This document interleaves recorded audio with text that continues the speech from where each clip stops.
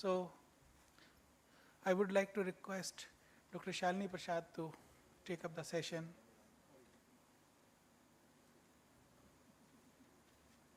Madam, please. Thank you.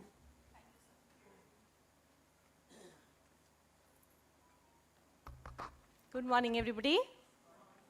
I can't hear that. Good morning. Where's my chai nashta? Good morning, everybody. Please stand in your places. We'll do that beautiful exercise what we did yesterday. Bags aside, on my chairs. Get ready. Yes, so he's so enthusiastic. Lovely. Ma'am ने तो शुरू भी कर दिया. Wait, ma'am. Let everybody get geared up. Phones aside. My free mind with me. Hurry up, children. We are getting late. At the back. Keep your bags aside. Yes. Yes. Are we all set and ready? Hands up.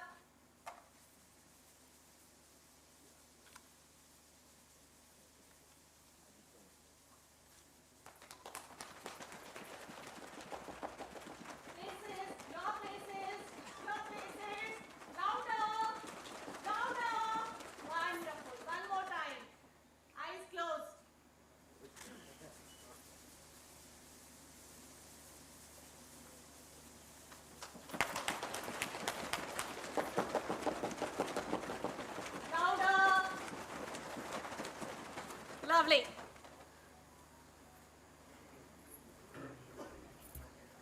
Are we all charged up for the session? Yes. Great. My right hand's up. My right hand's up. Straight. Straight. Little curvature. Give a nice pat on your back. Wow. This is for self-appreciation. We are here. We are the chosen ones to be here to enjoy the session in the morning, right? Okay. Sir, did we get the PPTs here? आ गया? अभी आएगा. Okay. So, today's session is conceptual understanding of mental health. Right, we had few discussions yesterday on mental health, how to distinguish mental health with mental illnesses, and we were very, very clear on few concepts that yes, for the mental illnesses, we need to have some kind of analysis, and that requires some treatment. How many of you enjoyed your bag yesterday? You got your bag from here, right? Yes or no? Okay. So when you went back to your places, you opened it, you filled up the forms, few of you are still filling it up. Did you enjoy it? Did you take out that book which is beautifully written, MANODARPAN? How many of you really tried opening it and reading it? Lovely, lovely, lovely audience, I must say. So the ones who missed out, please do read it. It is the heart and soul what we talk about mental health. Right from the identification to inclusivity, diversity, analysis, takeaways, everything is so crisp bound, and that is being given. And the few activities are also there in that. So, in the meantime, in today's session also, whenever you get time, you can just keep on opening and just keep on looking for those activities, small activities which we can really do as a takeaways in the school. So when we talk about the mental health, and we had that very scary figure, what we talked about it, and that's the reason in this financial year, a lot of money has been granted only for the research, development, analysis for mental health. Centers like NIMHANS has been asked to increase their power in terms of more centers, more of researchers, and I must appreciate the MANODARPAN cell, who's doing tremendously very, very good. Right from the awareness to sensitization to promote the understanding of mental health pan-India. And we also tried to understand right from the very beginning itself that why it is so much needed and need of an hour. Yesterday we had a lot of discussion regarding the scenario changing, developmental ages and the issues and the challenges are changing at all levels, in all across states. So if I give you a data of maybe Delhi, it is different. If it is Northeast, the challenges would be different. The Kerala, a few of you were telling that yes, the counselors, I think they are contractual. They might not be that motivated to do it, but once it is a given task, yes, we are all supposed to be on the same boat and doing that passionate work. And even if there is no counselor in the school, we came to one conclusion that we are the first-hand counselors. Right? We agreed on that? Because why it is so essential to become the counselors in the first hand? Why? Anyone? Yes?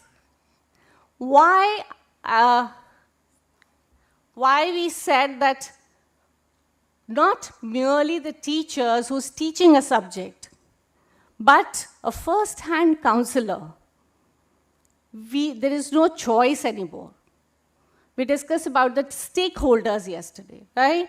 And teacher being an important stakeholder, the school being an important stakeholder, there is no choice left that I don't work for that mental health because the child enters to my classroom, I have the equal shouldered responsibility to work for my child, right? Okay, ma'am? Right.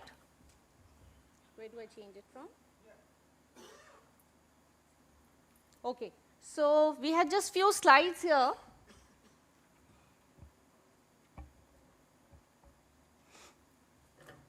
Thank you.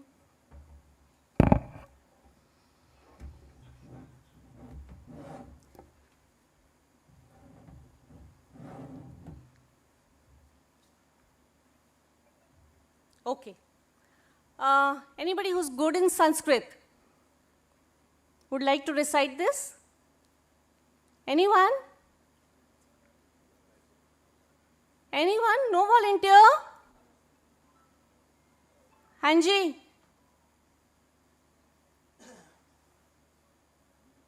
Nobody would like to? Okay. Yes. Ma'am, please come here. Come. Yes.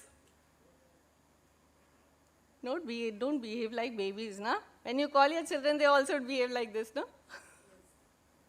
Okay.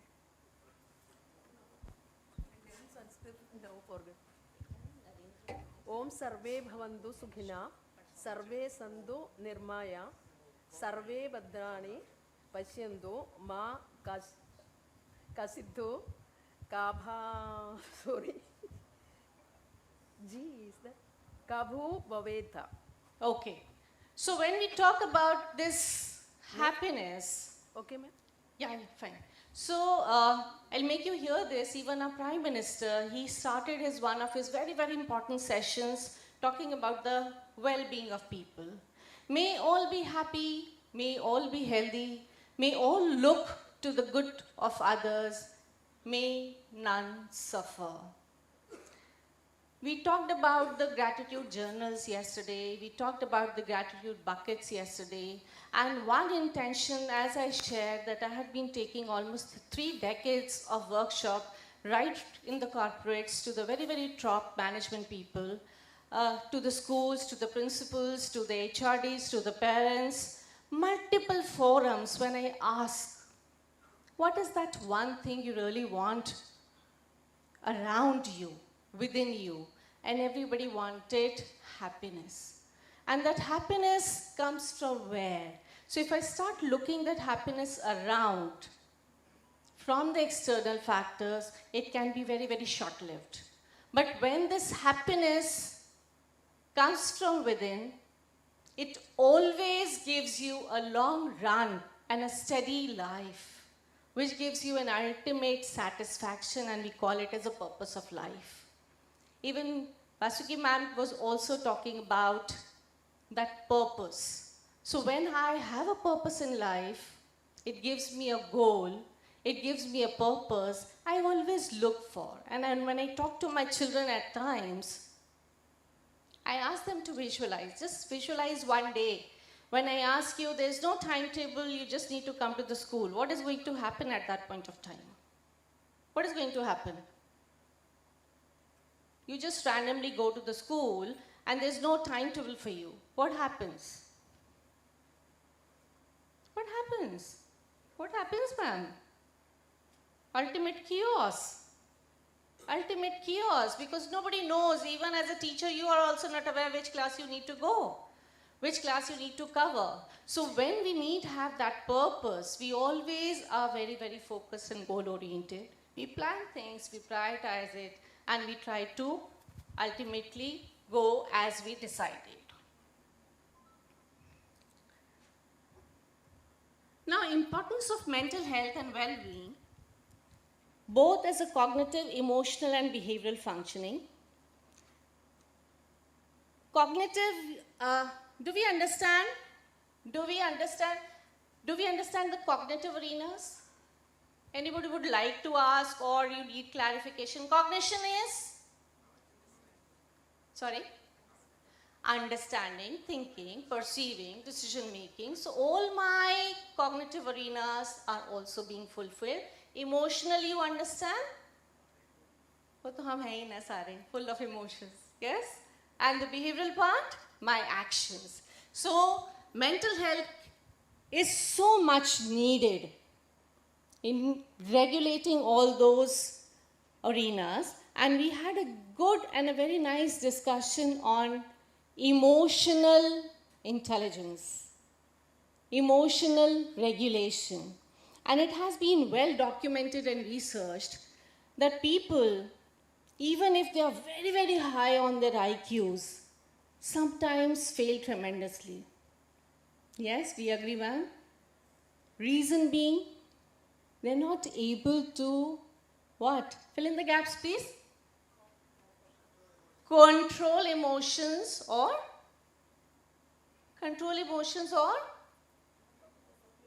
Wonderful. Control the situations, manage emotions, regulate that, and also do the effective part of it. Adaptive coping mechanisms, realistic thinking patterns, functional interpersonal relationships. Now, why it is important? How many of you disagree with the point that yes, it's okay if I don't have any wonderful relationship with people? Do we all agree on this? Yeah, or it's important. Interpersonal relationships are important? It is important, sir? Okay, why it is important? Sorry? क्या करें ना हम social animal जो हैं, है ना? So when we are social animal, we need to have somebody, oh wow, you've worn a lovely dress. To acknowledge and appreciate that, we feel so happy and my dopamine level is so high. Not only that, they are the ones who tell you that, okay, these are certain things which you need to improve on. If they are loved ones, we hear them with a positive note, else we don't take it for granted. So interpersonal relationships are beautifully managed when I regulate that. Mental well-being supports a psychological resilience. How many have heard the word resilience here? Or not aware of this word? We do keep talking about resilience. You have heard or you have not heard? Familiar. What exactly it is? What exactly it is? If I need to give a one word for resilience, what is it? Normalcy. Okay. You want to elaborate on that? Okay. I ask you a sentence then, or an example now. It's a kind of readiness to regain a situation where you will be able to manage things normally, deal with normally. Deal normally. Lovely. Keeping a present atmosphere with others. Right. So that's what I said, normalcy. Normalcy. So I give you a better word that we call it as a bounce back. That can be Yes, can be. So ability to bounce back to that state of added on, to that normalcy as jaldi as possible. And it, sometimes when their people tend to face these traumas or the deaths in the life, or for that matter, the calamities, the natural disasters, it has been seen that the people take lots and lots of time to come back to that state of normalcy and really bouncing back on that. And again, one of the very, very researched and documented state that Japan is a country who has a very, very high resilient in nature, right? So they have those natural calamities very often, but it has been observed that the people are very, very cooperative. They would not shut their doors of the supermarkets in the times of natural calamities. Rather, they all cooperate, collaborate, and try to solve the issues and help each other as early as possible. Now, we are all aware of the being a teacher's NEP, right? Yes? Yes. So National Education Policy 2020 positions education as holistic development, not merely academic achievement. Now, when we talk about holistic development, that includes my cognitive, emotional, ethical, and my social growth. NEP also talks about the reduced load of and stress in terms of academics and curriculum, 21st century skills as critical thinking, adaptability, and resilience, and inclusive and equitable education, safe and supportive. Just to give you a refreshing thought, now when we talk about the school culture, when we talk about the culture around me in terms of mental health, do you think that there is some shift that is happening, though we tried to break that ice yesterday as well? Do we have some shift in terms of maybe as a teacher, as a student, as a curriculum, as different personas? Do we have those shifts? Though we can see the slide here, it says content-centered to learner-centered. Who can give me some lights on this? Content-centered. Sorry? Syllabus. I mean, do you think that yes, the elaborated dices and standing on it, you are just imparting information? Do you think that the students really want that just kind of an information being bombarded on that? Or they are very, very curious to know the questions they're putting up? Are they putting different types of questions these days? As we discussed the 5 years prior to it and now the student, how do you find these students in terms of questioning? How do they ask questions from you? How do they ask? Anyone? My backbenchers? Ji sir? At the back, last. Would you like to add on something? Your students ask you a question? They do, okay. So do you find some kind of a difference in terms of their questioning skills in the classroom? Maybe 4 or 5 years prior to it and now when they're asking you questions, could be subject specific. What kind of a change you have observed?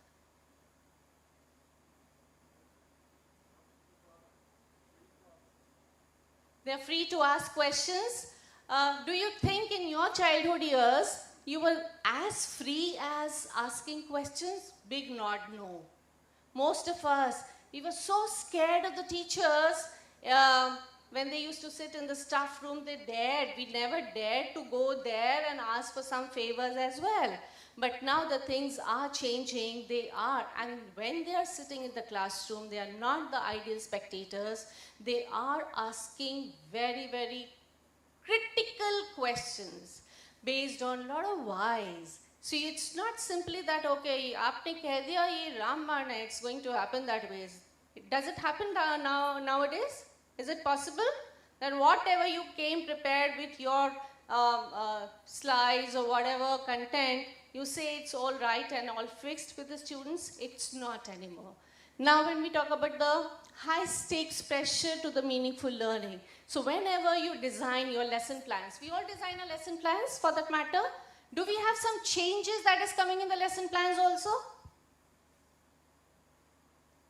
Do we have some important information after the NEP 2020 in making and designing the lesson plans? Were you doing the LOs initially also? Learning objectives? We were not that much focusing. We always used to decide what all we are going to teach. But when we are talking in terms of learning outcomes, we are always child-centric. That once I teach a certain content, so what are we taking care of? That my child is in the supreme, and I have to take care in terms of his not only information, that is the critical learning and analyzing and decision-making skills, but also the emotional part, that the takeaways would be satisfying for the child. Yes? We agree? Authority-driven relation, and then now it's turning out to be relationship-driven, so that we have already focused on. Now, when we talk about the relationship-driven, how does that matter that a bond between a teacher and a student is so important? That regulates or that controls the classroom management and the mental health of the child, and also the teacher. Don't forget, we discussed about the mental health of a teacher is so important, because what kind of a baggage I'm taking in the classroom, I am just going to pour out that in the classroom. And the affected would be the child, definitely. So my mental health is the utmost priority. I think we all came to this conclusion yesterday, that I need to first focus on my mind, body and heart connection, and then only I need to think of others. Even in your flight, first call your air hostess says, wear your mask first and then help others. And same applies to the life rule. So if I am mentally healthy, yesterday in the morning there was some issue, somebody had a flight, and anyhow there was some cancellation, and then the new flight was not happening, and this person was very, very anxious about it. But slowly and gradually, with the collaborative effort, with her own way of doing it, it was sorted, because she had very important thing to deliver. And believe me, if it is not would have been happen, it would have been led to a different way altogether.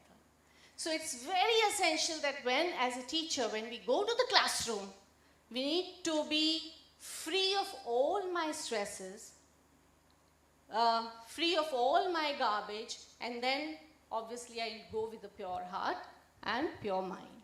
Now, encouraging dialogues and emotional safety and mentorship, uniform expectations and inclusive practices. I would like somebody to share something on this. Who's going to do this? Prior to this, there was uniform expectations.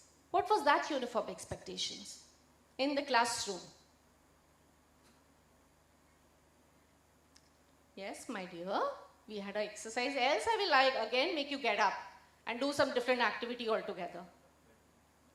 My promise was I will not let you get distracted or disengaged or sleep. Who's going to share? Sorry, sir. Louder. Equally. Okay. Is it possible? It's not possible. So it has to be a student specific. But as a teacher, when I go to a classroom, whom do I cater to? Whom do I cater to? My average population. Do I take care of my gifted ones, which is 2.2% in the population? If we see the normal distribution, again 2.2% is on the lower end, we call as differently abled people. And then how it varies across those deviations. But do my lecturing or tutoring or classrooms cater to these 2.2% population? Are we taking care of that mental health, of these set of students. So when we have these students in the classroom, we also need to design those LOs keeping in mind those diverse strata. So I have visited multiple countries, and one thing that is very, very common across all, whether it's a school or a college, they always take care of diversity in the classrooms. I mean, in the Kerala schools, you might not have that heavy load of diverse classrooms, but even in the Stanford, because I used to take care of a lot of applications for the universities. So they have a mandate कि आपका 2 बच्चा India का आएगा तो 2 बच्चा बांग्लादेश आएगा, Kazakhstan आएगा, पाकिस्तान आएगा. So they make sure that they always have those diverse classroom structuring. How does it help us? Because we learn from each other. Now when this learning takes place, it is very, very natural. When I'm talking to a Philippine child, obviously I'll talk about the Philippines, the culture, the cuisine, the art and craft, the classrooms, the culture. And I need not read about it. And that becomes my relationship and bonding, and that's how the learning becomes so normal. So when I have this diverse classroom scenario as a structuring, that allows me to develop some kind of a curriculum which take care of all those diversities and make my classroom meaningful and inclusive, right? So inclusivity is not only in the structural part, but also when we talk about in terms of ethos, the cultures, the way of processes, the thinking, etc., etc. The last but not the least is the performance-oriented matrix. Kitne number laye se leke well-being plus competence. Why we need to talk about the competence nowadays? Why we are so bothered about the 21st century skills? How many of you have actually covered the World Economic Forum? Have you read that World Economic Forum report? Are you aware of this World Economic Forum report? हाँ या ना तो बोल दो. किसी ने पढ़ा है? अच्छा, आज का टास्क है, लिखें प्लीज अपनी डायरी में. लिखें. वर्ल्ड इकोनॉमिक फोरम 2026 जो दावोस में हुई थी, उसकी एक बार समरी रिपोर्ट देखें. Just write it so that you can always go back and refresh on that. Now every year they publish, they have a meeting and they try to analyze which jobs are going to be obsolete in another 5 years and 10 years. Do you think teachers are on stake? Stake पे हैं teachers? हाँ? Extinct हो जाएंगे? क्यों नहीं होंगे ma'am? You had a big nod, नहीं होंगे. क्यों नहीं होंगे? Any one reason? Loud enough. Doesn't matter. We are not passing any judgments to each other. Why do you feel that the teacher's place is so relevant and so important? Batao. Even if it is wrong, it's okay. I might not be knowing so many things on this planet. Do you think teachers are important? Okay, so that's one consensual. Everybody feels teachers are important? Huh? Okay. Why are they important? Why are they important? Love है. नहीं आजकल बड़े सारे वो आ गए robots वो love भी दे देते हैं आपको. फिर क्या करें? लव ही तो देना है. टॉकिंग लाइब्रेरीज आ गई हैं. आजकल तो बहुत सारा जॉब्स इस तरह का आ गया कि आपके पास वो 1 घंटे के लिए जाते हैं. Just they talk, they heal and things like that. We have everything now. But do you think still teachers are really important? Love हो गया. और for emotions, okay? Robots they don't have emotions, okay? हाँ जी. Counseling. Anything else? Human touch.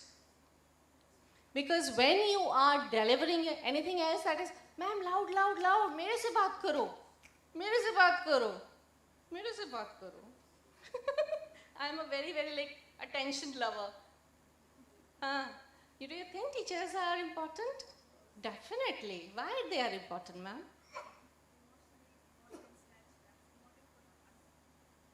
Emotions that, and we had this exercise yesterday. I did not see you have an attitude problem.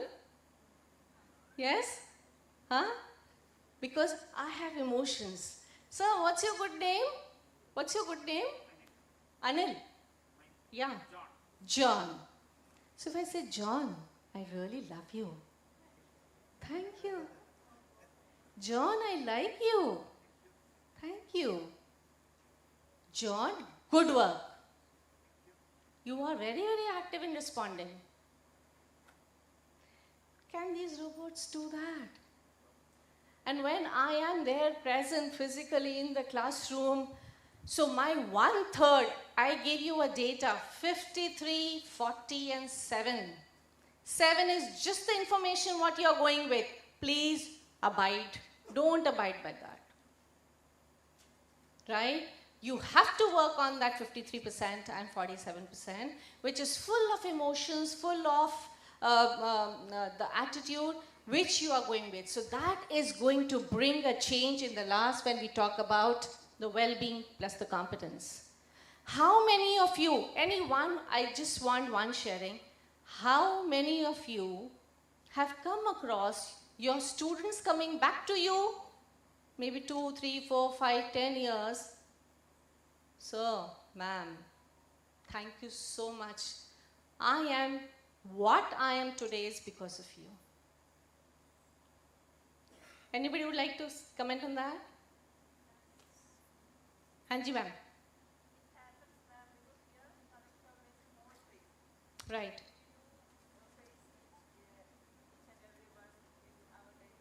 Right.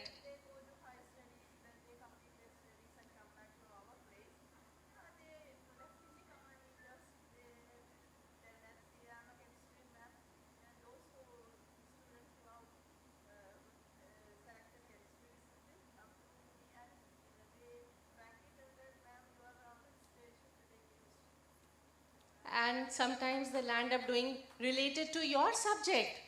Don't you think as a teacher that's a most precious moment? Thank you so much for sharing that, ma'am. That's the most precious. And in the social media ke zamane mein, and you just say hi and shout on the social media, hey, I'm coming to this country, this state, your students will be the first, if they are connected with you, they are the first ones to meet you before you go for any kind of an event. That's how it happens. Because that's kind of an impact and that's the relevance when we talk about being a student-teacher relationship. Sometimes they remember the kindergarten teachers.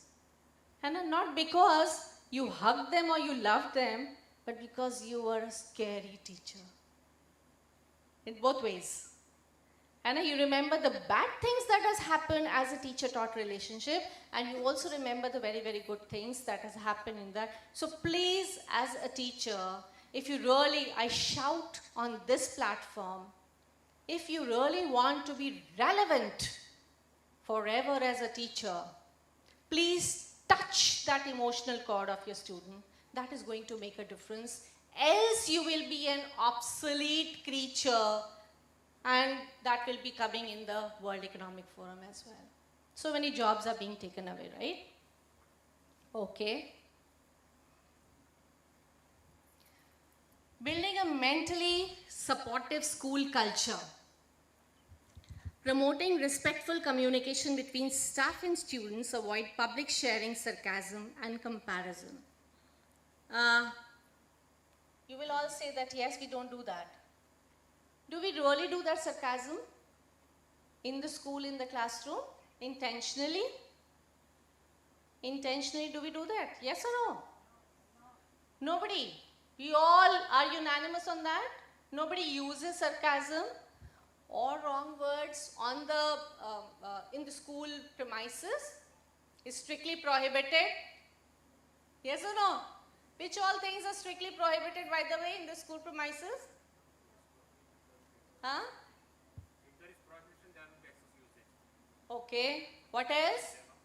Give me 4, 5 things which is strictly prohibited. As a board, you have to paste it. Ragging is strictly prohibited. Bullying is strictly there's a very strong policy on bullying. What else? Smoking is strictly prohibited. What else? Body shaming is strictly prohibited. Drinking, smoking. What else? Anything else? Huh? Body shaming is already done. It's already done. Yes? So if it is all being prohibited, but still it is happening. Still my data is so sad. Still it is being reported. So sometimes if we are not doing that conscious effort to bring that change, it is leading to that kind of a problem. Then comes as encourage balanced academic expectations that value effort and growth, not only the rank and the marks. Very good, bacha. But third aa gaye tum. It's a disaster. It's a disaster. So how do I motivate a child even if whatever that child has scored, obviously not everybody can come first, not everybody can second or third or fourth or fifth. But yes, whatever child has done as a contribution, if I really want to take care of this mental health, I need to acknowledge and appreciate the project. Just a child has worked overnight for a certain project. ठीक है? और उसका appreciation आप एक हफ्ते बाद करो. How does it going to impact on? Is it going to be workable? करेगा काम? या instantly आप उसको वो great? Or it needs to be improved on. I'm glad that you worked. I'm glad that you made an effort. That is so important. So how you appreciate, choose your words to appreciate your child, that is going to take care of my mental health. Integrate structured time for life skills, emotional awareness, and the peer interaction. How is peer interaction happening in the school, by the way? How is peer interaction happening? First time slot और second slot के बीच में interaction हो जाती है या कभी भी हो जाती है या कोई time specific होता है? Sorry? Group activities. Now when sports, so those are the structured group interaction, but they do interact whole and soul every now and then during the breaks, during the pre and post when they are going back home. So this structured way of making more healthy group activities or the peer interaction can really bring a difference in your school structure. We were discussing about the school structural changes. Now, as I said, you can't change the building. You can't change the floors. You can't change the structure of a classroom. You can't bring a new father with 100 bugs. What you can bring a change is possible when you design things within those limited resources. Right? So that limited resources, if it is fully optimized, and that is all possible because of you. How you plan things. So even if it is a peer interaction or the classroom engagement with the group activity, how many times, how do you divide your classroom when you're doing that classroom activity? Anyone? Classroom activity when you do, how do you divide your classrooms? Louder? 5, 6 groups, and how do you think that, okay, in group number 1, who all will be there? It's alphabetically, roll number wise.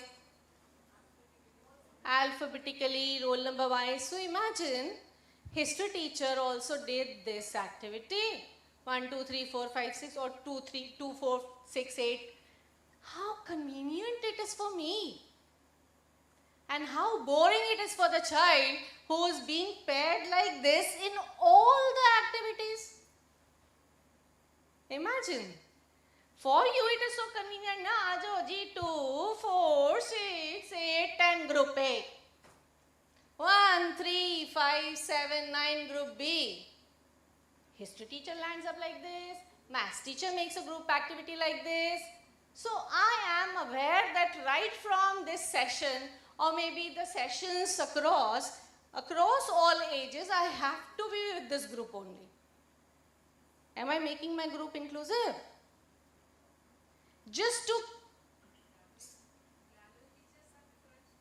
language. So, I mean, I'm just giving you one example that if with my comfort, I have planned to make a group activity with the roll number wise.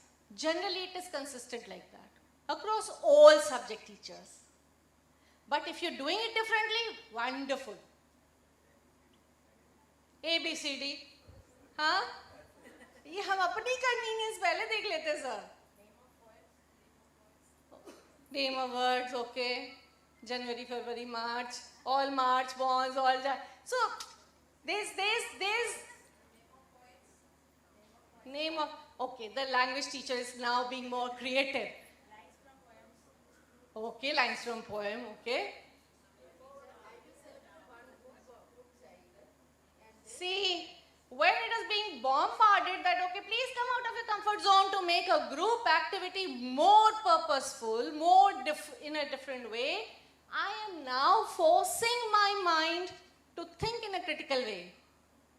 I will make sure there has to be one extrovert child and a child who doesn't talk, or somebody who's making nice presentations, equally distributed, or maybe X, Y, Z, all different kinds of combinations, whatever. Somebody who's a good orator, but make sure during the presentation, the child who's always presenting, I'm not giving a chance to that child. And I'm doing a rotational business. And believe me, you give a chance to a child who has never spoken, even by raising a hand in the classroom. Anyhow, that child was missed out by you, unintentionally. And you give a chance to do ask the child to do the presentations. He will remember you forever. Because you were the first one who recognized that, yes, I need to give this chance to a child with a beautiful line of instructions given in the classroom. We all make mistakes. We will not be judgmental.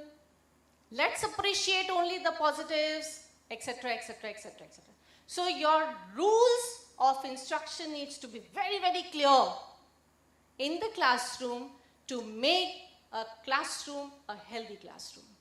And that is going to be filtered out, and that is going to stay in the entire school as the school ethos and the culture of the school.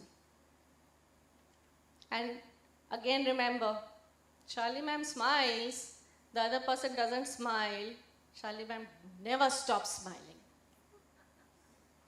So, even if nobody acknowledges whatever little I'm able to think out of the box, breaking my own barrier of making myself more comfortable in doing things, please make sure every day you need to do something different, breaking that normal way of doing it most of the times. And it's not easy. I'm telling you, it's not easy.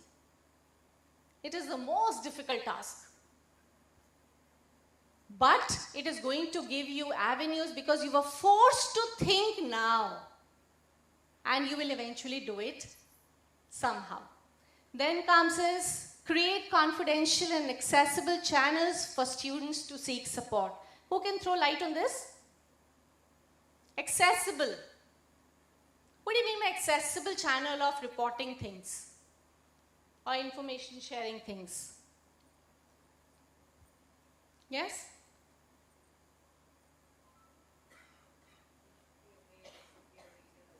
Okay, they should be available. Yes, at the back. हाँ जी ma'am, बोलो.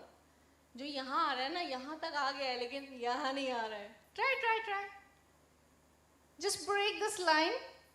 Create confidential and accessible channels for students to seek support.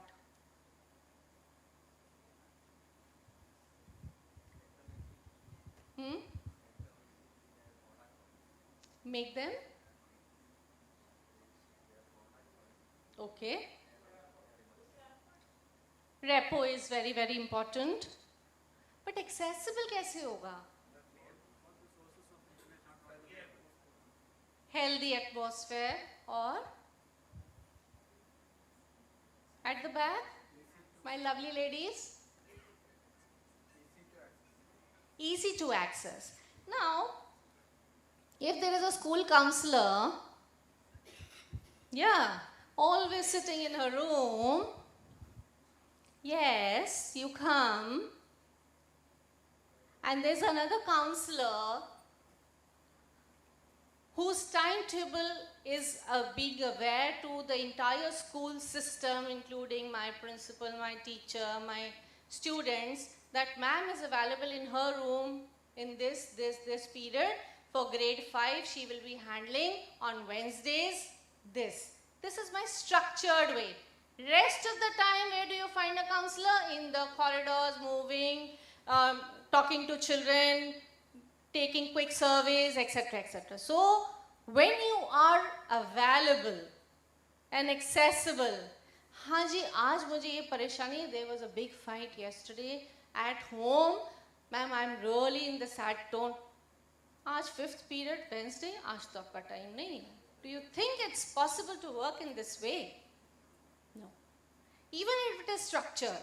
So prioritizing and making yourself available for certain things which is requiring your crisis management.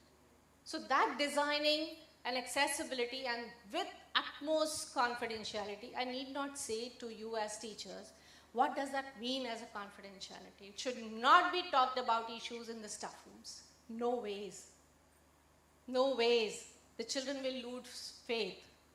And there was a very, very important document, rather it was said that yes, sometimes the child shared that I really want to end up my life. I know, confidential था, ये तो बताना नहीं था. Do you think we should be sharing this? How many say that yes, if the child has shared that yes, I want to end up my life and we have not shared this information to anybody? बताइए, confidentiality के नाम पे आप share करेंगे या नहीं करेंगे? How many say share? क्या डरते डरते क्यों कर रहे हो ऐसे? या तो करो या तो नहीं करो. करो. We need to share. We need not share. कोई भी नहीं खड़ा हो तो बाकी लोग कहाँ गए बीच के? बीच में ही है. बीच वाले नहीं होते ना. बीच वाले तो nowhere होते हैं. Nobody recognizes those beach wala people. Not to share with everyone. I take that point, sir. Thank you for opening that window. Because if somebody has it, and we had the recent news that in a very, very reputed school in Delhi, it was shared to the counselor that I think of ending up my life. And she thought that probably it's not that important, or probably the child, बच्चे ऐसे बोलते ही रहते हैं. It was not into that gravity. But even if that thoughts had come, she did not do the homework in that case probably. It needs to be shared to the relevant people who are associated. And if you, with the following sessions, if you are getting to know that yes, it is really serious, it needs to be told to the competent authorities. And we had that model, you remember? It needs to be referred to the counselor, to the professional, and followed by the few more professionals to do that analysis, and also at times to the police also. I recently got a call, since I am on the MANODARPAN directory. Some child picked up that number and calls me up. Ma'am, I think I want to end up my life. We have been told and guided and taught that if a thought of committing suicide comes, you have to postpone that thought. Even if you give time, 2 minutes talking, you can really save somebody's life. So that diverting that mind is really, really important. Now, when I was in the administrator's role, so I kept talking to this child. Got the number, where's dad, where's mom, where's family member. He was all alone. My aunt had gone to the marketplace. Who's the closest friend? How early that friend can reach out to you? What is his number? So I extracted all information from this child. I can't go there. He's on the helpline number. The first thing I did was, since I was in the admin's role, so I had the SHO's number. I immediately called up, I'm so and so.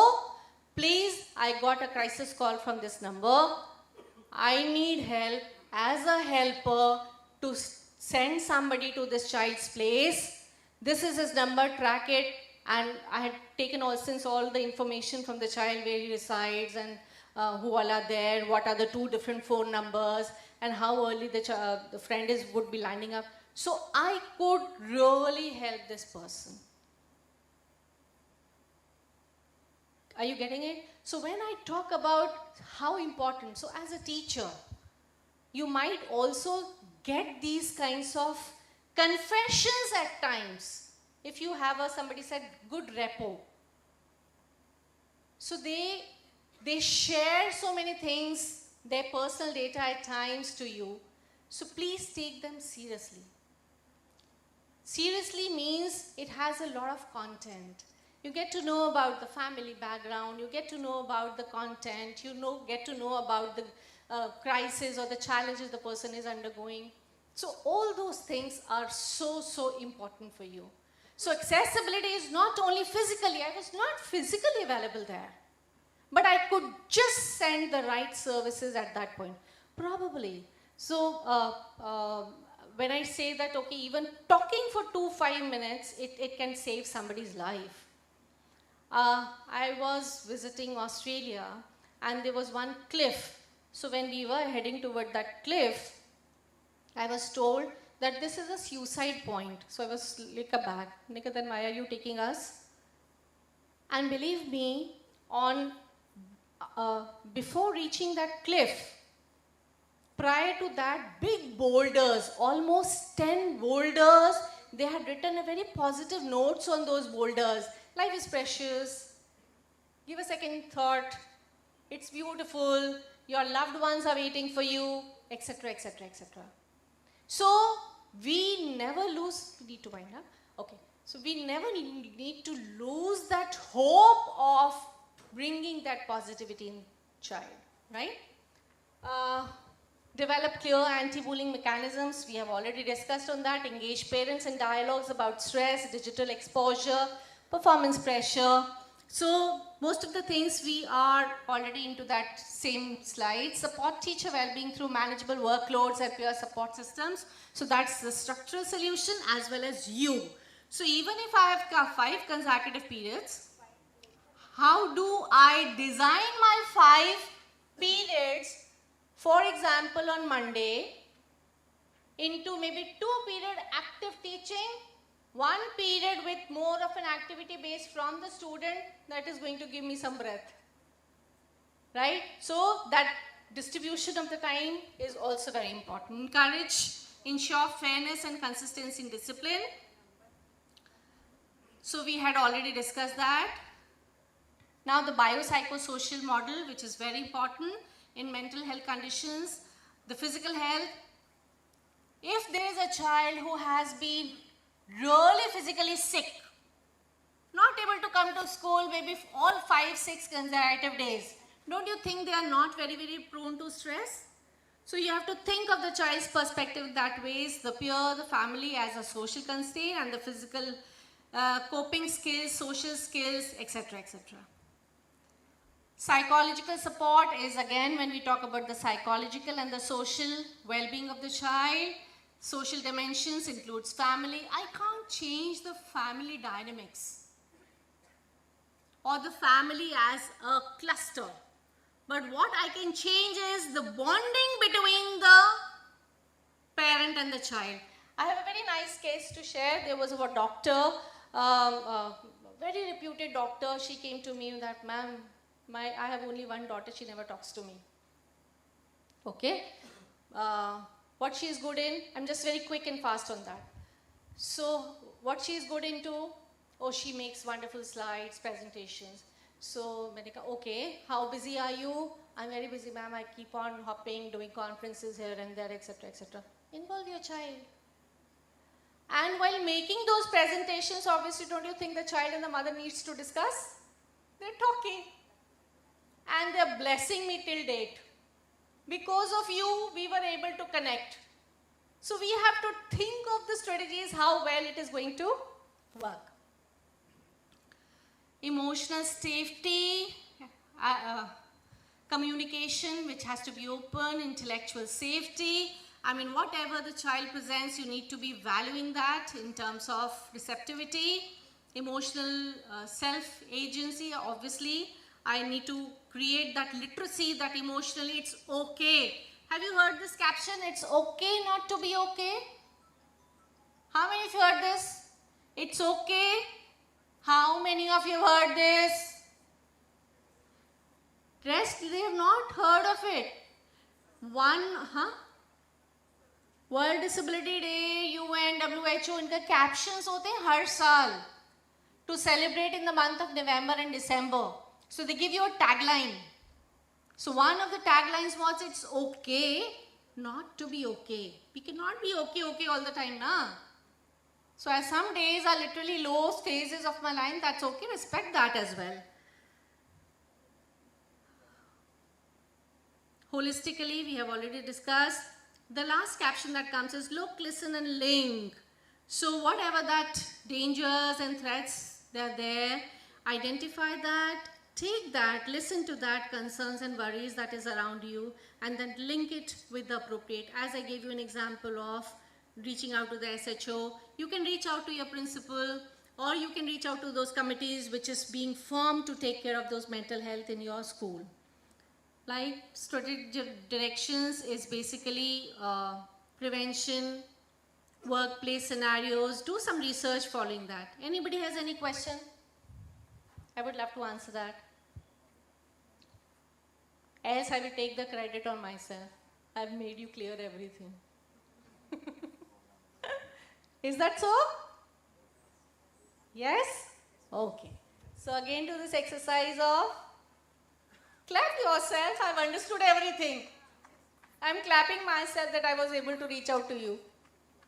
Yes? Thank you so much for being so wonderful people. Thank you.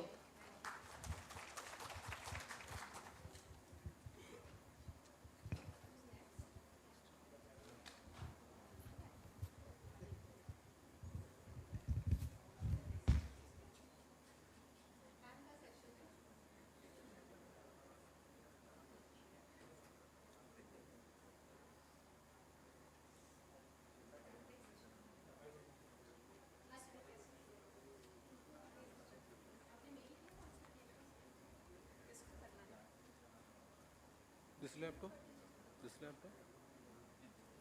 This one?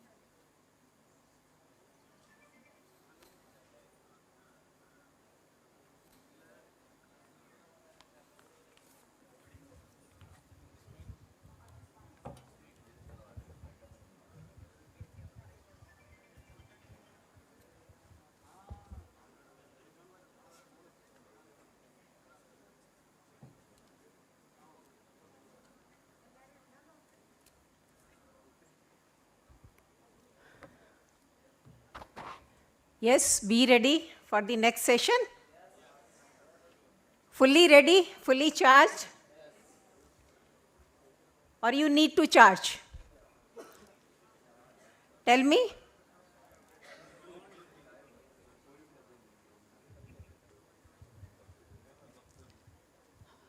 So first of all, I want to check that whether you are charged or you are sleeping or you are tired. A very good morning. Good morning.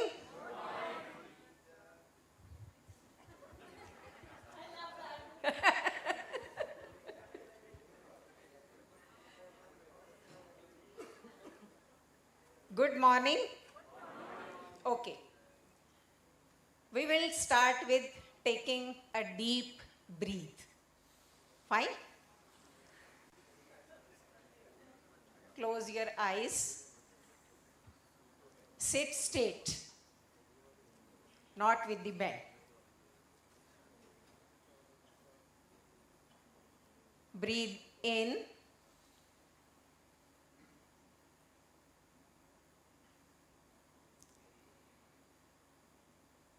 Out slowly.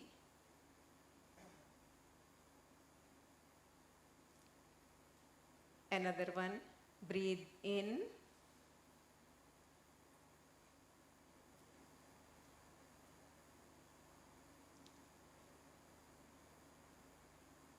Out.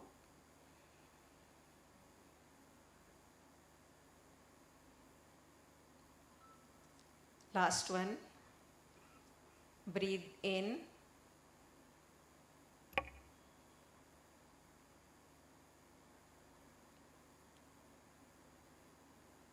Breathe out.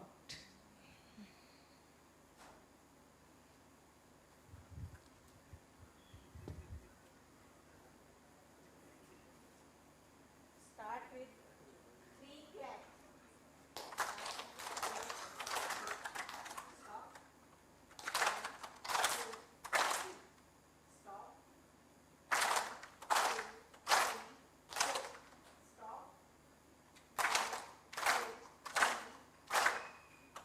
So now you are ready.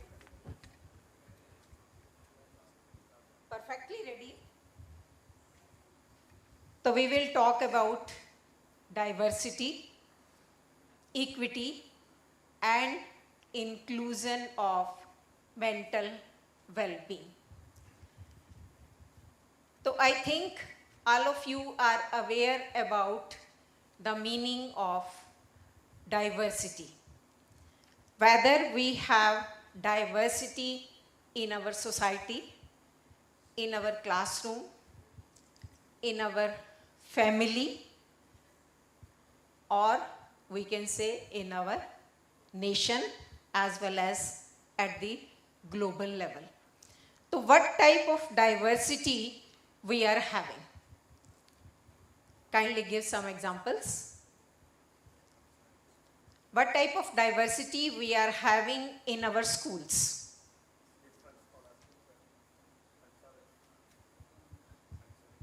First one is cultural diversity, because the students are coming from different cultures, and as well as if we talk about our nation has too much diversity, because every time we say diversity towards unity. So in the same way, we have to apply this goal, this quotation in our school also, in our class also, that diversity towards unity. So first diversity you were telling, that is cultural diversity. Another is another diversity.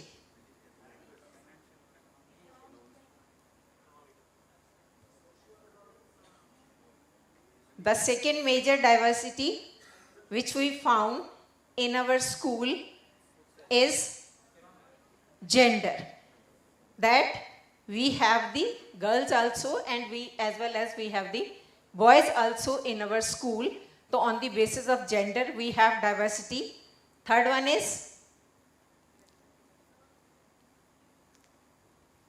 Yes, next diversity. On the basis of socio-economic status. Some are coming from elite society and some are coming from middle society and some are coming from the lower society. So it means lower socio-economic status. So we have the diversity on the basis of socio-economic status. Another diversity.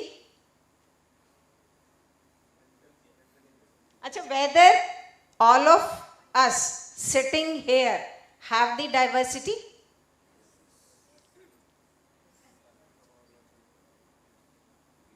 Having or not?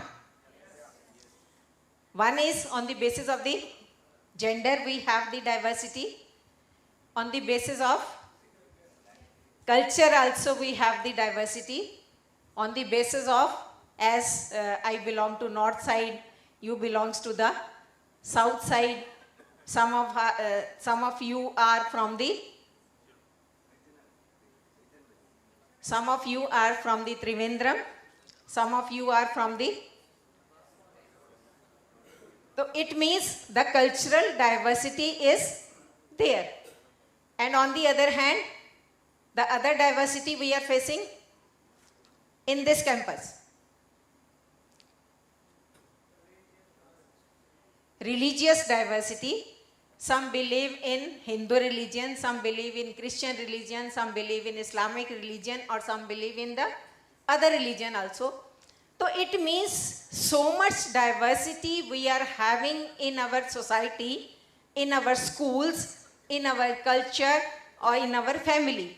So how this diversity affects the mental well-being of the students? Whether there is any effect of this diversity on the mental well-being?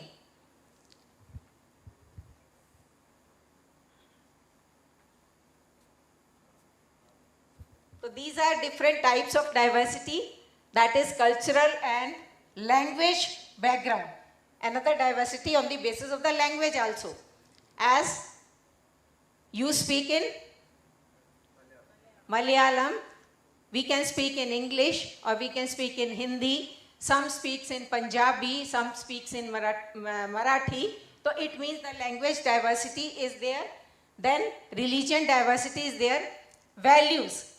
Values are related with the culture.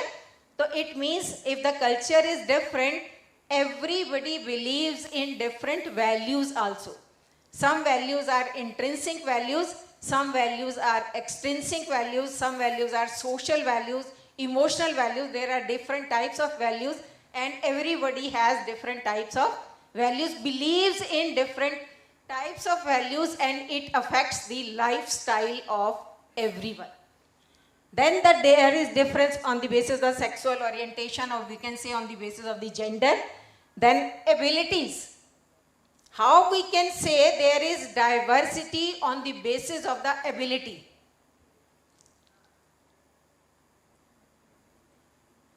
Is there diversity? So how you can explain the diversity on the basis of the abilities?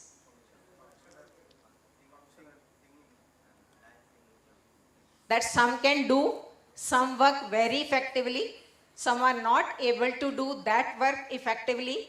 Some can teach language in an effective way. Some can teach science in an effective way.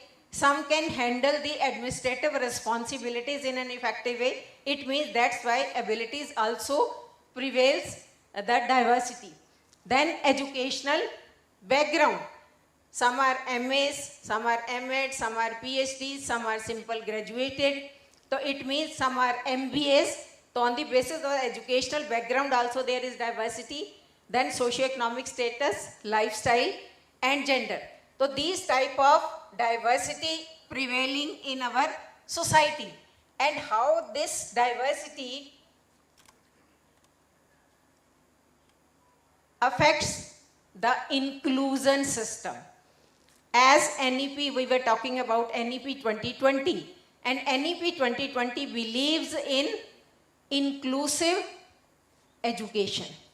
So why this concept came in the education system that the education should be provided in an inclusive way and inclusive education should be there in our education system. Why it happens? Because earlier also some special schools were there for the special child. But nowadays this concept has been changed. So what type of children we call them? Can we call them special child? Can we call them disabled child? Or what type of child we can call them? Differently abled, or we can say we can call them challenging child. Because it creates the challenge to the teacher that how they will handle them. So this diversity results in the inclusion. That inclusion acknowledge and catering for differences so that all children experience a strong sense of belongingness and acceptance, because such type of children feel themselves separate from the other normal children. So that is why the concept of inclusive education came in the education system, so that they will not feel them separate. They will feel them as the part and parcel of their school, of their peer group, and some type of, we can say, some type of sixth sense they have. So it means the teacher is to recognize what type of abilities they are having and how that ability can be enhanced with the guidance of the teacher, with the motivation provided by the teacher. Otherwise, these children can't be the good children or can't be helpful for the development of the society, or they will remain a burden on their family. So that is why inclusion starts, so that they may be accepted by the society, they may be accepted by the teachers. For such children, some special training is required or not? Why it is required? Why the special training is required?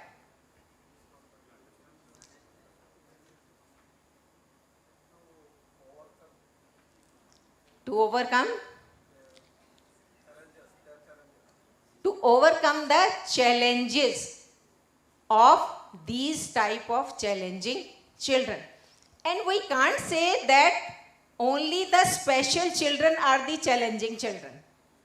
The other children may be the challenge for the teachers. What type of students can be the challenge? Except the special child.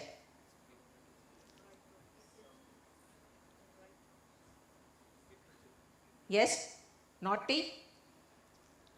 Some children are very naughty. And the teachers have to think about that what type of strategies they have to opt to control such type of children. So that is why we are not to think about only the special child, we have to think about the other types, or we can say different types of child, so that we may be able to handle them in an effective way. Inclusive also involves taking into account all children diversity that we have already covered, that social diversity, cultural diversity, language diversity, age diversity, or we can say lifestyle diversity. So all types of diversities can be solved with the help of the inclusive education.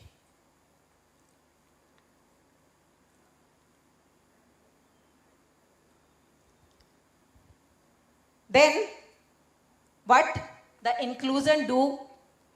Apart from that it ensuring that all children experiences are recognized and valued. Because sometimes we can say one child is very shy in my class, he never comes forward to say anything. He never comes forward to interact with the other children. So what the inclusion will be there? How the inclusion will help such type of children?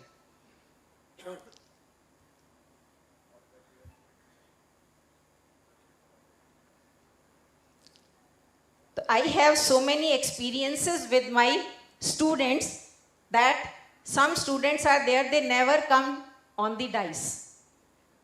And when we started acknowledge them that what do you think that you can say, come on the dice and describe about yourself. 1 line, 2 line, 3 lines. So with the start of this type of exercise, the students' shyness will be removed.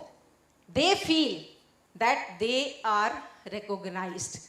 They have some value in the class. So such type of behavior you should opt in your classes so that the shy child may come forward and you can make them, you can help them to be an extrovert child being the introvert child. Acha, who is more creative, extrovert child or the introvert child? Who is more creative? What are your experiences?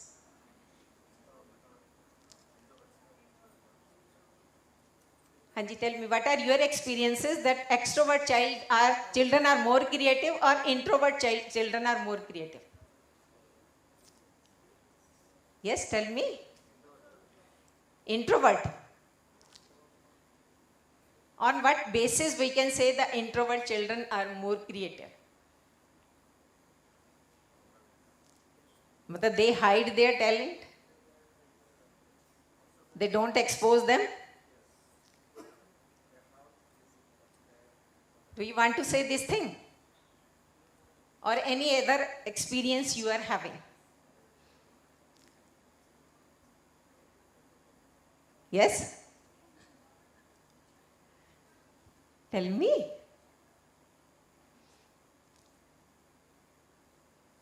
Yes, you want to say anything? What is your experience? In your class, you have the extrovert as well as the introvert children?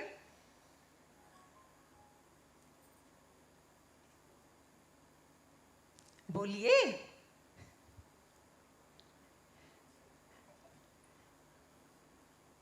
We can't say every time that extrovert children are more creative. And we can't say that introvert children are more creative. Creation lies in their mind. And how they are utilizing their mind, it depends upon their exposure. That what type of exposure, what type of guidance they are getting from their parents, from their peer group, from their teachers. An introvert child can be the creative one, and on the other hand, an extrovert child can also be the creative one. So there is no hard and fast demarcation that extrovert will be more creative or the introvert will be more creative. Ensuring full and meaningful inclusion. So how can we say that inclusion should be meaningful? Only on the basis of the NEP 2020 or the education policy, we start the inclusion. As nowadays, the government has described that 25% seats will be filled on the basis of socio-economic status, or we can say whose socio-economic status is low. It is the government policy. So whether we can say that this policy will help in the development of inclusive education, the development of the child? What is your experience? Do you have this policy in your state? That 25% seats will be filled by the economically backward section. and you have to provide the data also, that how many seats are filled and how many seats are vacant. So do you think that this policy will be helpful in inclusive education, or it is going on helping the child in terms of inclusive education? How can you say? On what basis, on what grounds, or on what evidences you are having? On that basis you can say that this policy, this government policy is helpful in the development of those children.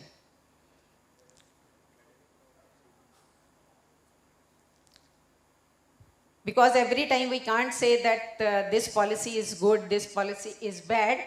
On the basis of some data, on the basis of some, we can say, evidences only, we can say that this step of the government is very, very helpful for the upliftment of the society.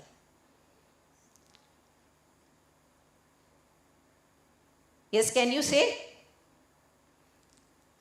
Until now, there are many schools in which this 25% is not filled. What do you say? In spite of making it a policy, 25% seats are remaining vacant in some schools. Why it is?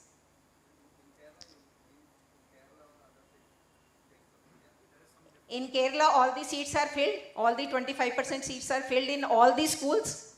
Madam, we cannot generalize in such a way. Hmm? The scenario in Kerala is different. We cannot generalize it in such a way because such kind of watertight compartment separation is not there. We are providing education to each and everyone. So we have 99% of enrollment, Yeah. and a greater number of candidate also is there. Regarding employment also, of course, the policy is there. If there is capable, eligible groups from the category, they will be appointed. So whether there is a strict mandate of 25 or 30 or 35, let that rule be there. Even beyond that, we are ensuring and assuring enrollment for everybody, and the academic achievements and the co-curricular achievements of students of Kerala exactly proves that it is there. But it may not be up to that mark. Inclusion needs to be completed, but to a great extent. Being a program officer of IHR, Okay, good. I can say that in Kerala it is going on in a wonderful way. Very good.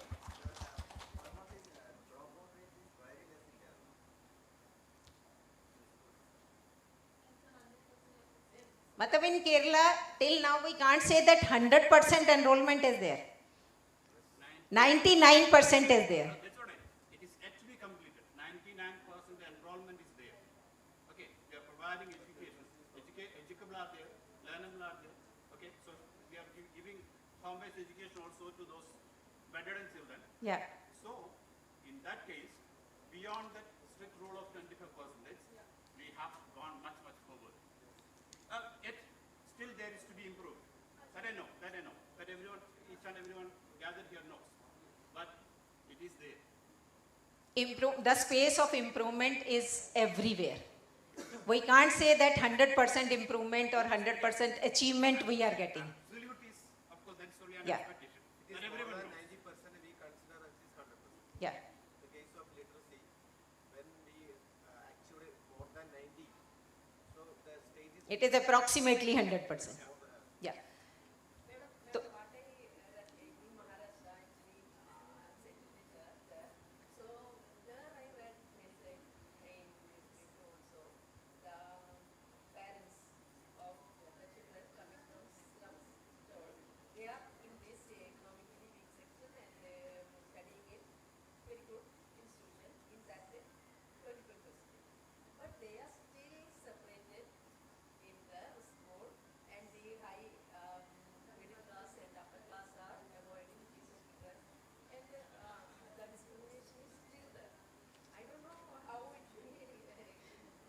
So it means the purpose of inclusive education has not been solved till now. In spite of saying that 25% seats are available to the economically backward section, and in the classes also there remains the demarcation between those. So then the duty and responsibility of the teacher generates. that it is the responsibility of the teacher to mingle them up, to mix them up with the elite class or with the other students of the class. Otherwise, the purpose will not be solved. So that is why I am saying that ensuring full and meaningful inclusion. Because till now, we are making the inclusion on paper or for the admission only. Not meaningful inclusion. That they should mix up with the other children and their development will be on the same way as the development of the other kids. So here lies the guidance and motivation from the teacher also. The teacher should also provide such type of strategies to the children so that they will be able to, as we can say, the group activity should be there. With the help of the group activities, we can involve them with the other children.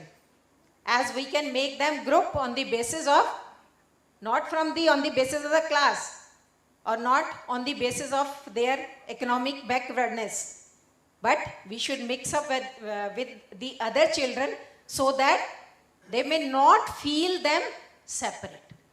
Because it is their mentality that we are not equal to them. So we should improve, we should try to improve their mentality so that they may be able, they should not feel them separate from the other children. So this is, in real terms, the inclusion starts. So it means NEP 2020 has provided the concept of inclusive education, and the government is also trying our best.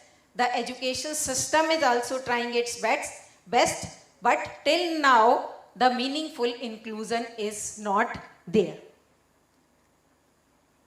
The next term is equity. Equity is related with equality. We have two terms, equality and equity. What is the difference?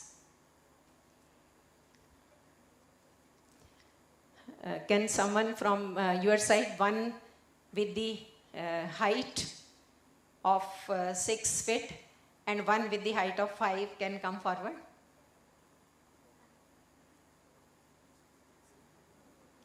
Yes? You can come.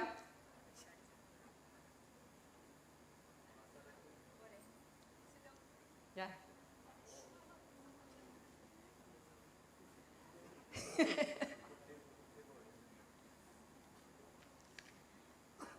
So what do you say?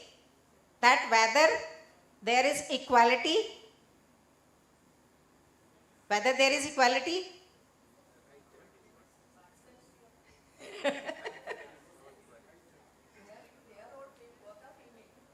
Both of are females. They are equal.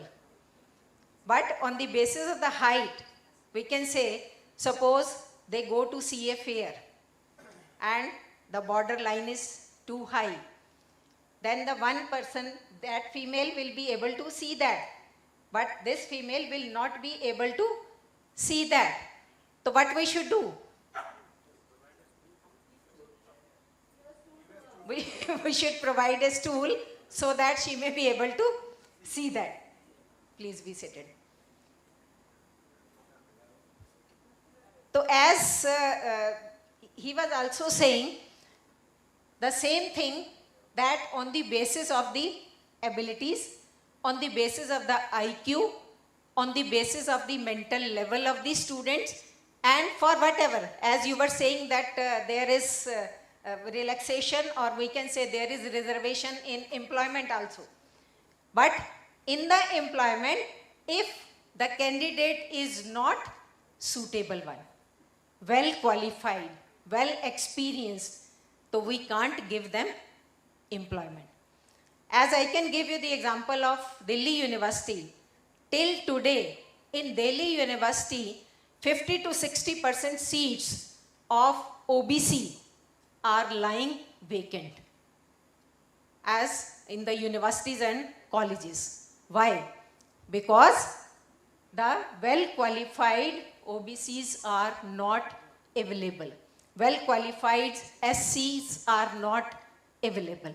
So it means they are equal, but if we talk about the equity, they are not capable.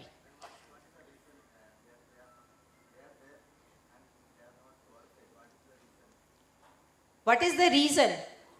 Because the OBC class or SC class or the other, we can say, economically backward classes till now are not able to qualify, as we can say the net is compulsory.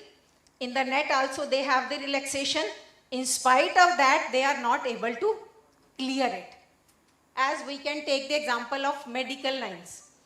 In the medical scenario, if we talk about the general category have the breakup that if they will get this score, only then they will get admission in MBBS. But for the reservation class, in spite of, there are many cases, in spite of getting minus marks, they are able to get the admission. They are able to get the admission, but who will complete the course?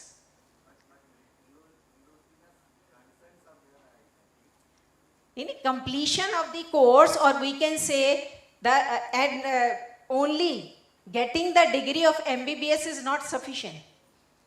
After that also, they have to, nowadays they have to qualify the test also.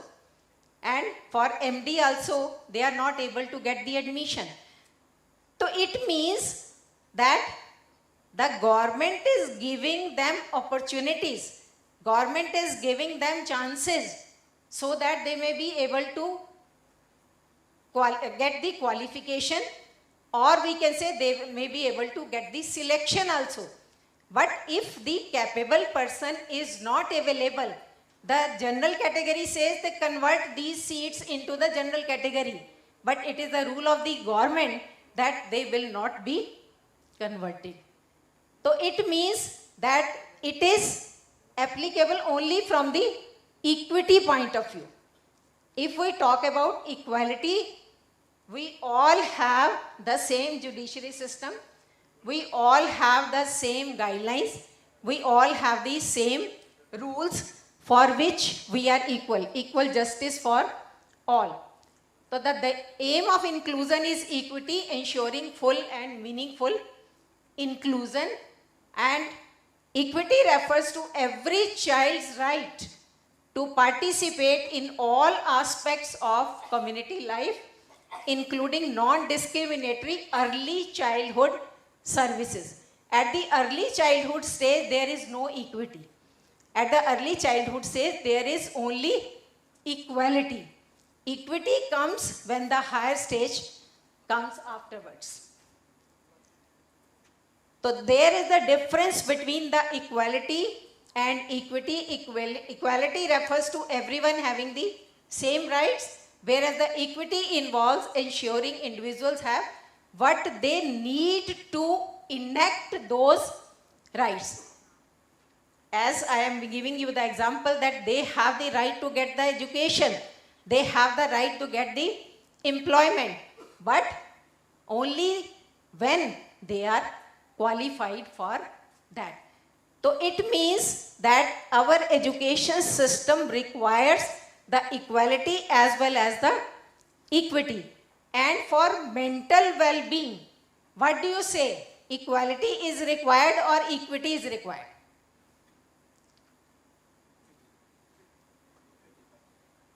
On what basis?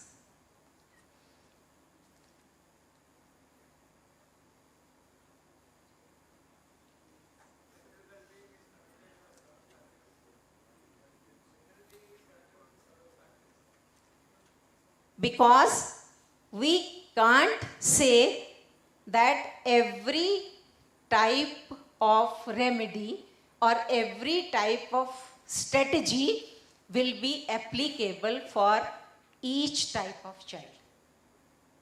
If any child has anxiety, any child has stress, any child has, we can say, forgiveness, or any child has depression, so there are different strategies. It means we have to opt the strategies according to the child. That what type of, we can say, well-being they require. So that is why in the area of mental well-being, the inclusion is there. But with the inclusion, equity is required, not the equality is required. Now, why we say that diversity, we should respect the diversity. As madam was also saying that we are from the different cultures, so we should respect every culture. We can't say that this culture is good, this culture is not good, this culture is bad, this culture has so much lacuna. We should not say this thing. We should have the respect for every type of diversity. Why? Because it helps in promoting children's sense of identity and belonging to family, group and communities. Sometimes we say that the people from this community are very rich, people are from this community are businessmen, people are from this community are laborers, people from this community are, we can say, the hard worker. If such discrimination we are doing, there is diversity, but we should not say this thing. Why? Diversity is on the basis of their qualification. Diversity is on the basis of their, we can say, capability. But we should respect that community. We can't discriminate or we can't demarcate. This community is good, this community is not good. This group is good, this group is not good. Do you say these type of things, or we can say these types of words in your classes? Because in the classes also we have different groups. So can we say that this group is of brilliant students, this group is of dull students? Should we say this? We should not say this. Even they are diverse, but we should respect their diversity. We should motivate them to come to the level of the other student. So it means that respect for diversity promotes this thing. It helps children learn to respect and the comfortable with diversity and differences. Supports multilingualism. Why multilingualism? Because Indian society is also the multilinguistic society. So diversity on the basis of the language is there. So we should respect the multilingualism, then promote. If multilingualism will not be there, what will happen? Nobody will be able to understand what the other person is saying. So if we come to your place and you are speaking in Malayalam, as yesterday the person was speaking in Malayalam and we were not able to understand what he is saying. So it means we can't say that you should not speak Malayalam. We should respect the language Malayalam because we live in a multilinguistic society, diverse society. But on the other hand, we can say that we are not able to understand. Kindly speak in that language which we are able to understand. So it means it supports diversity, supports the multilingualism.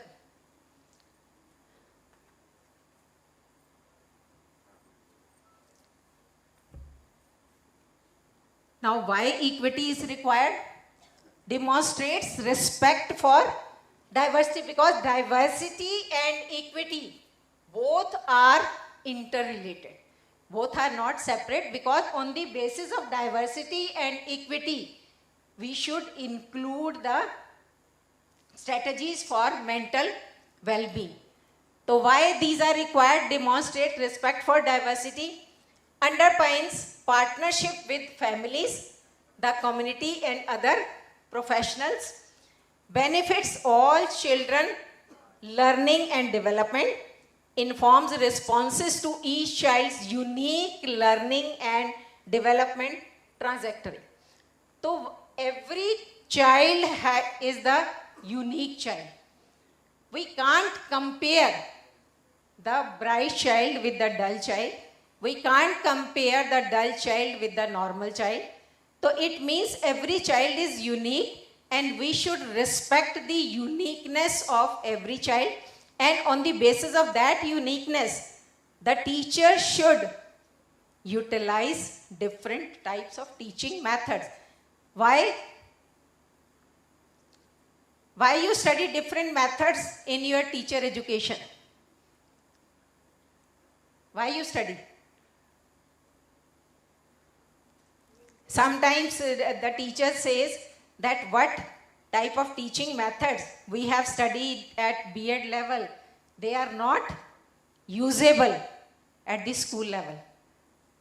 Do you see? What teaching methods you have already studied during your B.Ed, during your training period, during your teacher education period, whether they are applicable in your employment, in your schools, or there is no use. So it means there is need of change in the curriculum. Acha, what type of new methods, innovative methods nowadays you are using for the development of your children?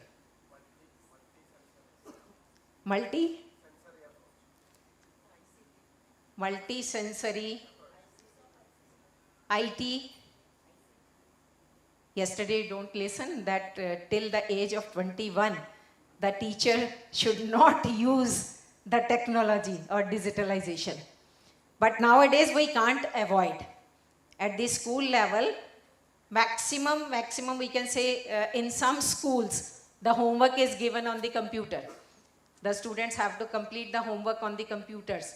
And sometimes the students have to collect some informations from the Google. Nowadays, Google Gemini is there. So there are different apps from where the students have to collect the information. Achha, there are three words: information, knowledge, and wisdom. These three words are equal, or there is demarcation between these three words? Information, knowledge, and wisdom.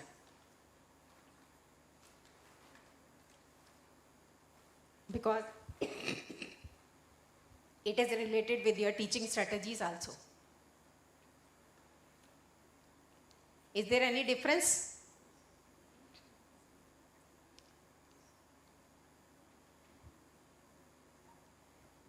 Bataiye.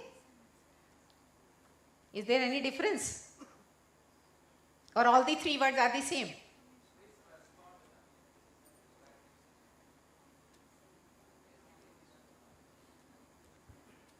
What is the difference? Kindly explain with an example.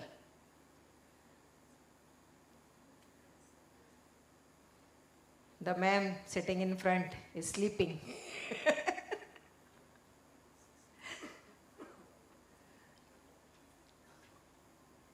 I know it is very hard to listen for such a long time.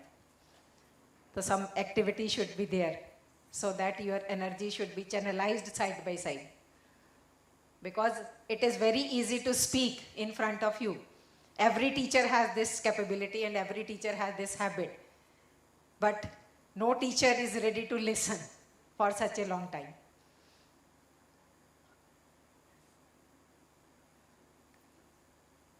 So that is why your mind should work and you should be ready to give the answers. Not sit idly. Speak out. You are not able to differentiate between these three words. Because this is a ladder also. Yeah, information भी simple जानकारी जिसे हम कहते हैं.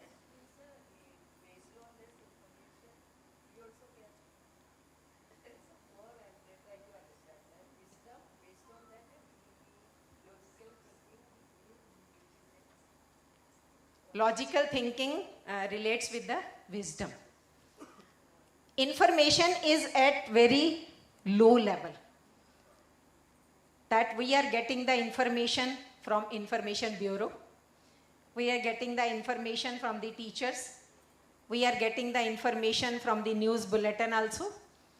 So there are so many sources to get the information. But can you remember all the information? What you are getting? So you forget after some time. As we can say that what you have studied in your primary class, whether you remember nowadays the names of all the teachers, or we can say the subjects you learn at your primary level. So it is not, because at that time you are not so matured and you are getting only the information from your teachers. Your rote memory was at that level, at that standard was very high. But as soon as you are being mature, then the knowledge aspect come in the picture. That's something you remember and something you forget, and with that information you add something with your experiences, with your knowledge, with your intelligence, with your personality. As you interact with your peer group, with your parents, then your knowledge starts enhancing. And there is no end of the knowledge. Because every day something is added to the knowledge. And we can't say that now in my subject I have 100% knowledge. Can any person say? Nobody can say. Because every day some addition in the knowledge aspect of your subject. You can't get the 100% knowledge. And after getting the knowledge, then your wisdom starts. Wisdom means what you should remember and what you should forget. What you should follow, what you should not follow. Then wisdom starts, and it comes with the maturity, it comes with the experience and wisdom at very high level. So it is a ladder that starts from the information, then knowledge, and then wisdom. So with the equity we can say that the child's wisdom should be developed slowly and slowly. As nowadays we can say that every child tries to overcome their parents. They say you don't know anything. We know, because we are in the present scenario, we are in the digital scenario, we are in the scientific age, and we know more than you. So whether they are saying the right thing or the wrong thing, they are going in the right direction or wrong direction. What do you say? If the child says that I know more than my parents, what will be your reaction? Suppose if your child says this thing to you. Admitted. You will admit that you know what I don't know.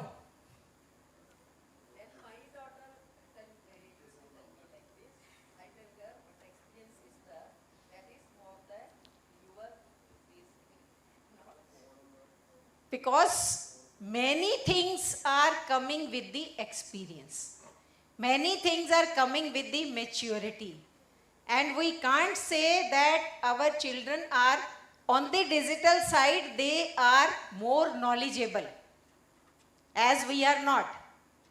But on the experience side, on the wisdom side, what they have to do, if wisdom will be there, so there is no question of mental well-being. It means there is lacking of wisdom. That is why there is the problem of anxiety, depression, mental stress is there, because they say that we know each and everything. So then the question of mental well-being arises. So it means that experience is required and that students should respect the experience of their teachers, should respect the wisdom of their teachers, but on the other hand, teachers should also accept. One example I want to quote, that sometimes some naughty children want to test the knowledge of the teachers also. Because sometimes students say, I am very much knowledgeable. One example is there that in the class of the social sciences, the one student stand up and ask, ma'am, I want to ask one question. So madam was happy that my student is asking today one question, and I am very much knowledgeable and I will be able to answer all the questions whatever my student will ask. The question was that, ma'am, what is the weight of the earth? So teacher don't know. So teacher should accept that I am not able to give you the answer, but tomorrow I will give you the answer.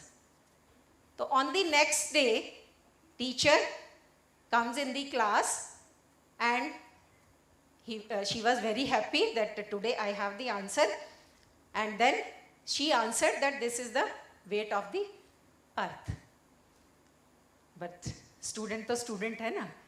Student कहता है, ma'am, now I have one more question in my mind.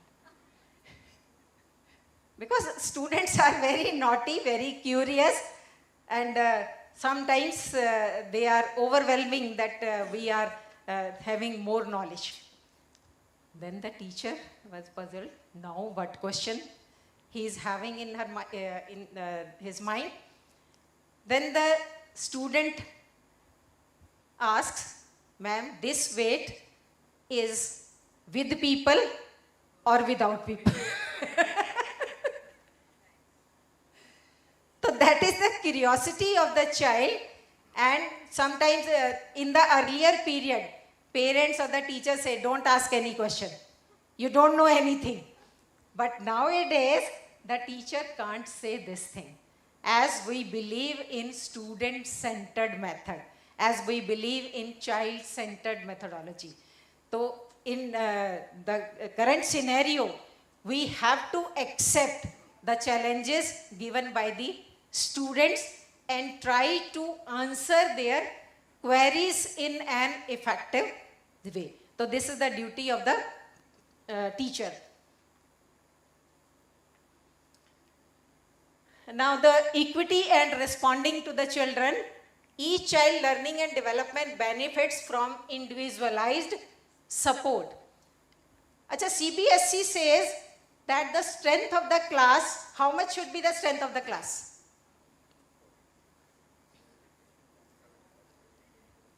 What should be? But madam, I don't know, I read in CBSE syllabus note, is here 60 or so is there. They are telling, I think, less than that. What is that? CBSE says that the strength of the class should be 35. But normally in schools we find the sections of up to 60 also.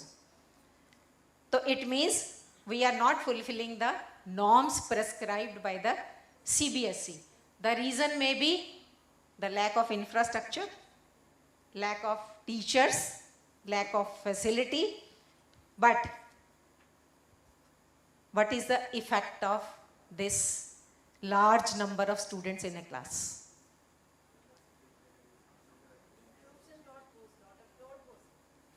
So that is why we are only to complete our syllabus.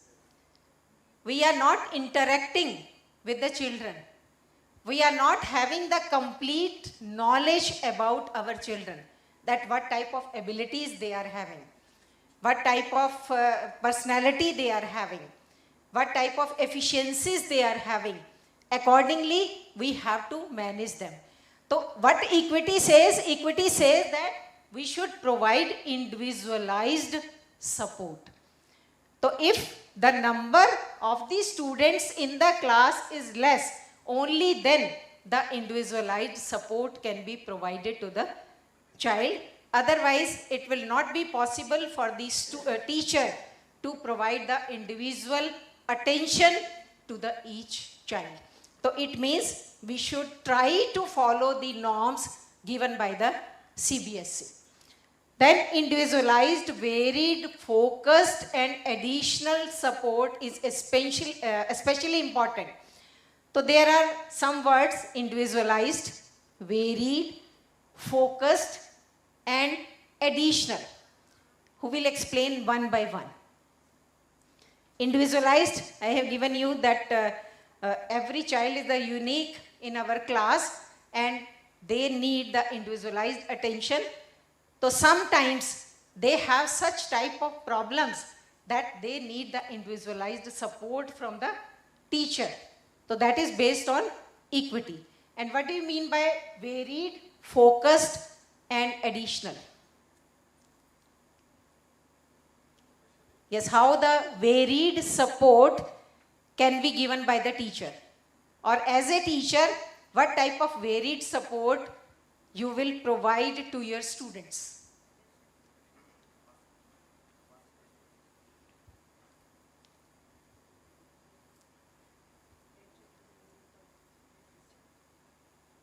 Name some.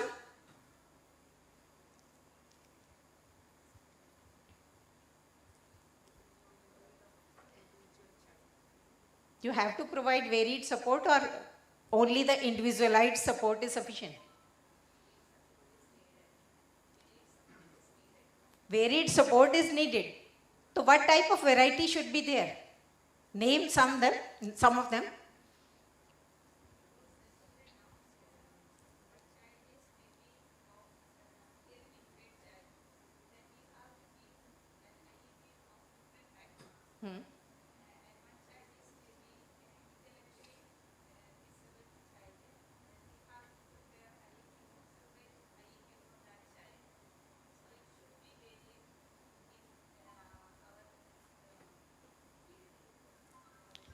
Varied support, because for example, there are 2 or 3 students every time reach school late.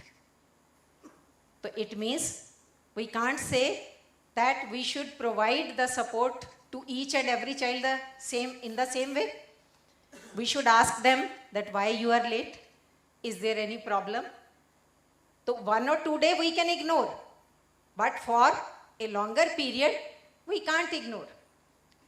1 or 2 student in our class is not doing the homework daily. So it means another type of support is required for these children. 1 or 2 student remains talkative in the class. So again, the different strategy is required. So that is why varied support is required according to their need. That what type of activity or what type of they are involved in what type of activities, and for, we can say, diverting that nature toward the other side, we need to opt different type of strategies. Then focused. What do you mean by focused?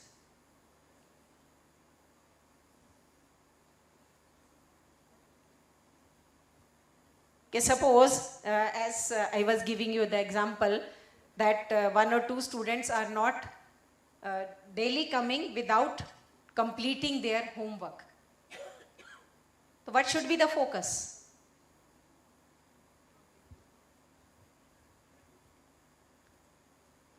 Okay, whether we should start to know about their history, that in the previous years what they were doing, whether In the previous years also, they were coming without doing their homework. What are their parents doing? What type of facilities they are having in their homes? From which economic background they are coming? So should we know each and everything? Or we should focus only that why they are not able to complete their homework? We should not focus on the history of that student. We should focus at the present.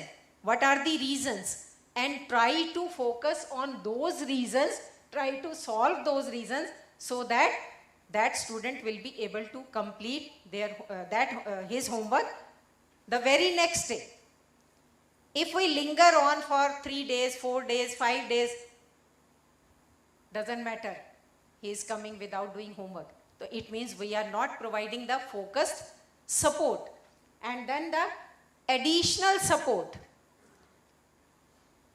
Okay, whether if we find that student has difficulty in that subject, specifically in mathematics or in physics or in social sciences or in literature, so specifically he is doing the homework in mathematics, but he is not doing the homework in social sciences. So it means what type of additional support we should give?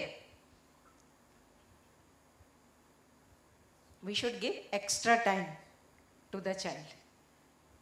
That after your class or in your recess, come to me. So whether you do this thing, not. Because teacher will say, I have only one free period, and in that period also if I remain busy with the students, then when I will do the other works. So it means the teacher's responsibility here arises. So every time teacher should not focus on his work only. The teacher focus should be on the development of the child. And sometimes we should support additionally. Okay, if we are able to give some support at our home also. Okay, suppose the student is residing nearby. We can ask him, you can come on Sunday on my home if you have difficulty in that subject. So that support will never forget by the student. तो if you want के हम हमेशा क्या कहते हैं? The respect should not be demanded. The respect can be earned. How you will earn? By our actions, by our responsibilities, by our strategies. Because teaching is always a pious profession. Nowadays, we have becoming it as a service profession. But on the other hand, we can say the student whose life is in your hands, whose progress is in your hands. So how can you ruin their progress? How can you stop their progress? How can you create hurdles in their progress? It is your responsibility to provide what type of support they need. That support should be from your side. Because teacher is unique in itself. Teaching profession is unique in itself. So don't make it, we can say profession, make it as a service. Service to the society, service to the student. Because sometimes we say, we are invest in the economy, we are concerned with the investment. The parents are investing in their child. On what basis? On the basis of your support. But what type of investment it is? Whether we are investing for 1 year, 2 year, 3 year, 4 year, and after that we are getting the profit. What type of investment is going on in education?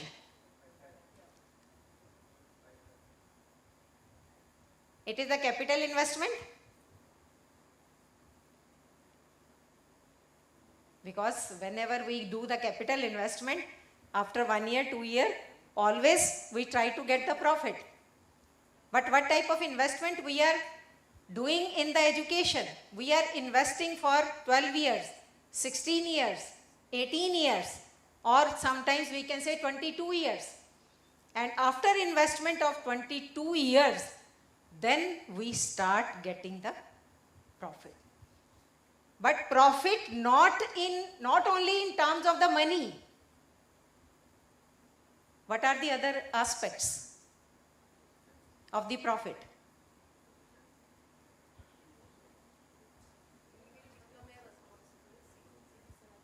We are getting the profit in terms of the development of a child, holistic development, social development, emotional development, physical development, mental development, personality development, spiritual development.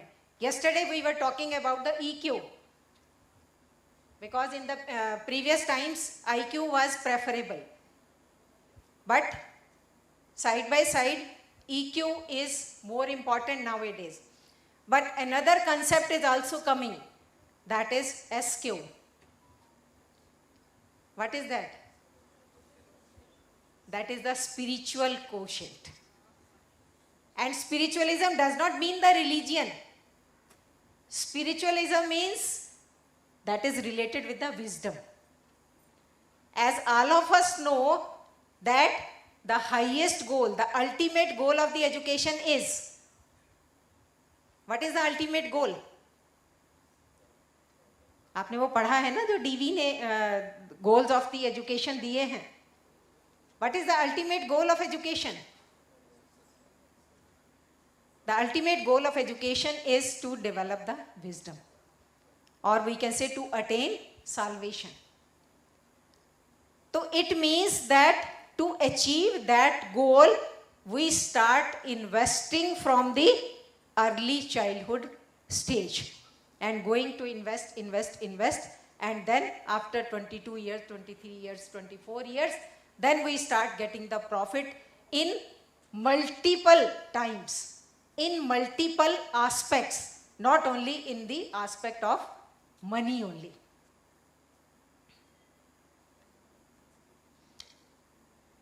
Now there are two types of partnership regarding the equity, that is family-centered practice, and the another is partnership with professionals. Who are the professionals? Who are the professionals? You are the professionals? Or where the student will get the employment, they are professionals. In the companies also, we can say that we need nowadays the mental well-being environment. So everywhere there is need of mental well-being, so that is why two type of practices are required, family-centered practices. Because I always say that in spite of having the single family system, that yesterday we were talking that why the children nowadays are in stress, having anxiety, because they are living in single family system. Parents are not having time to spend with their children, time to have discussion with their children. To remove that, I always say that have at least one meal with your children. Because in the night, all the family members may be at the home. So in the night, we can say that dinner should be at the table, or dinner should be with the whole family. What is the benefit of this? What will be the benefit? because it will not serve only the purpose to eat the food. At that table, the discussion will be there that what you did for the whole day. Is anything happened? If happened, discuss. Is there any problem? Discuss. We will be able to solve. And not only discussion by the children, discussion between the parents also. Parents can also say that today in my office I have this type of problem. Because mental well-being is also required for the parents also. Not only for the kids, not only for the children, but for the parents also. If the parents are mentally strong, then and then only their children will be mentally strong. If the teacher will be mentally strong, then and then only their students will be mentally strong. So that is why on the dining table, at the dinner time, you can have the discussion. That is why what will be the benefit? The kids, the children will not go anywhere to discuss their problem. Because they know that everything we will discuss within the family and we will get the solution of our problem. Because every time peer group is not right. And when the family is not able to discuss those problems, then the child start to go outside, discuss with their peers, and sometimes peer brings them in the wrong direction. But then they will accept that because they are discussing with them. So that is why the parents' involvement, parents' partnership is very much required being in the single family. In the joint family, many people are there. But in the joint family also, some confidence should be among the family members. Okay, sometimes they start discussing the problem of one child of the other parent to the other members of the family. So then they say they feel harassment and next time they will not discuss that thing. So in the joint family also the confidence system is required, and in the single family system confidence system is there, but only the time shortage is there. So we should spare some time for our kids also. And what is the stage, or we can say at what stage the children needs the support of the parents? At what stage? How many stages of life? One is infancy period. Second is childhood period. Third is adolescence period, and fourth one is adulthood period. So in which period the children needs maximum support from their parents? Adolescence. Why? Why not in the childhood?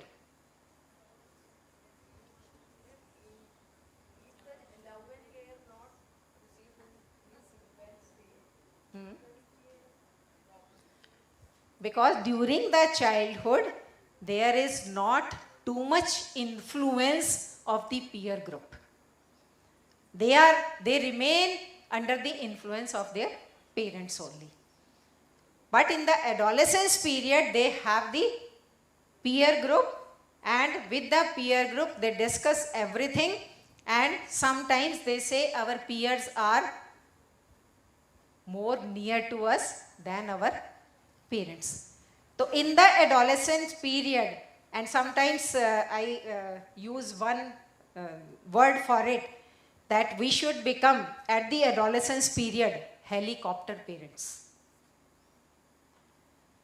कि every time we are not to, कि वो कहते हैं ना उंगली नहीं करनी है हमें We have to observe like a helicopter that what they are doing, and accordingly we have to guide them. So that is why at the adolescence period maximum support is required. So partnership with the family, then partnership with the professionals. As I was telling that being a teacher, it is your responsibility also to check the mental well-being of your children. That how, what type of support they need, what type of problems they are having. Okay, one instance I want to discuss with you, that one of my student, when I was teaching in B.Ed class, one of my student, earlier he was in, we can say, in a company, in a corporate office, but after leaving that job, because he was not happy in the corporate job, then he took admission in the B.Ed, and he falls in love with a girl, with a classmate. And he was a brilliant child also, very brilliant student also, not the child. After some time, when it is near for the examination, one day the phone of his brother came to me. Ma'am, one thing I want to tell you, that he is no more. I was so harassed at that moment. Why? Because he was not getting success in his love. And every day he was so brilliant that every day at 10 o'clock, 11 o'clock, because I never stopped my student to phone me. Whenever they have the problem, at 10 p.m., at 11 p.m., they can call me.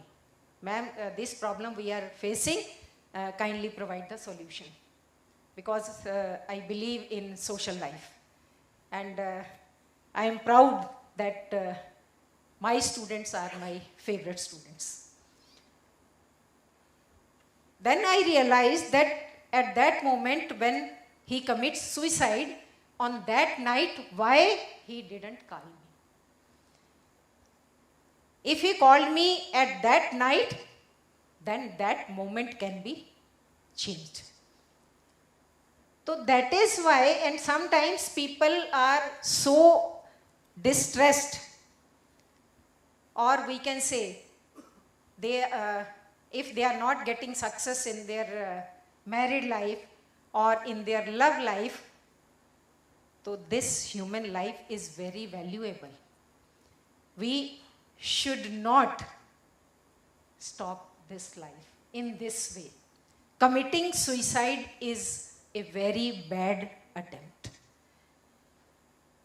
But why people, even the students of 10th, if they are not getting the good grade, due to the pressure of the parents, okay, sometimes the parent says that why you are not getting 97% mark, why you are getting 96% mark. Only on the basis of 1% mark, they are rebuking their child that why you are not able, why you are doing this mistake, how you will get the admission. It should be. And sometimes the kids are so stressed that if they are not able to commit, if they are not able to fulfill the commitment done to their parents, they commit suicide. So it should not be. So what should be the attitude of the parents? As yesterday also I was discussing that till now the parents believe that only 2 lines are there for the life. One is engineering and the second is medical line. So whether as a teacher, what do you say? Whether we have only 2 lines or 2 areas? As a parent, what do you think? You are parent also. As a parent, what do you think? Okay, my kid either should be a doctor or an engineer. There are no other lines. There are no other areas in which the student is having the interest. But till now, this mental makeup is there in the society. So how this mental makeup can be changed?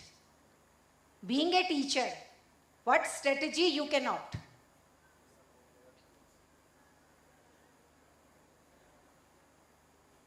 Because you are fulfilling two roles.